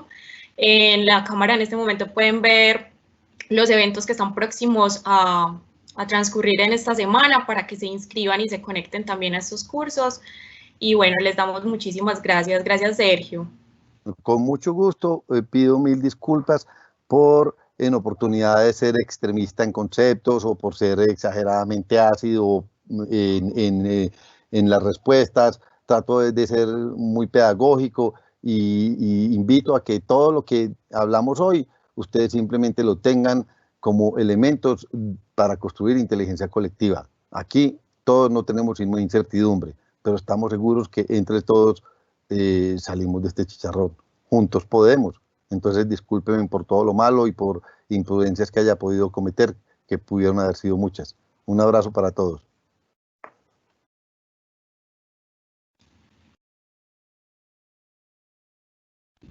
Muchas gracias a todos.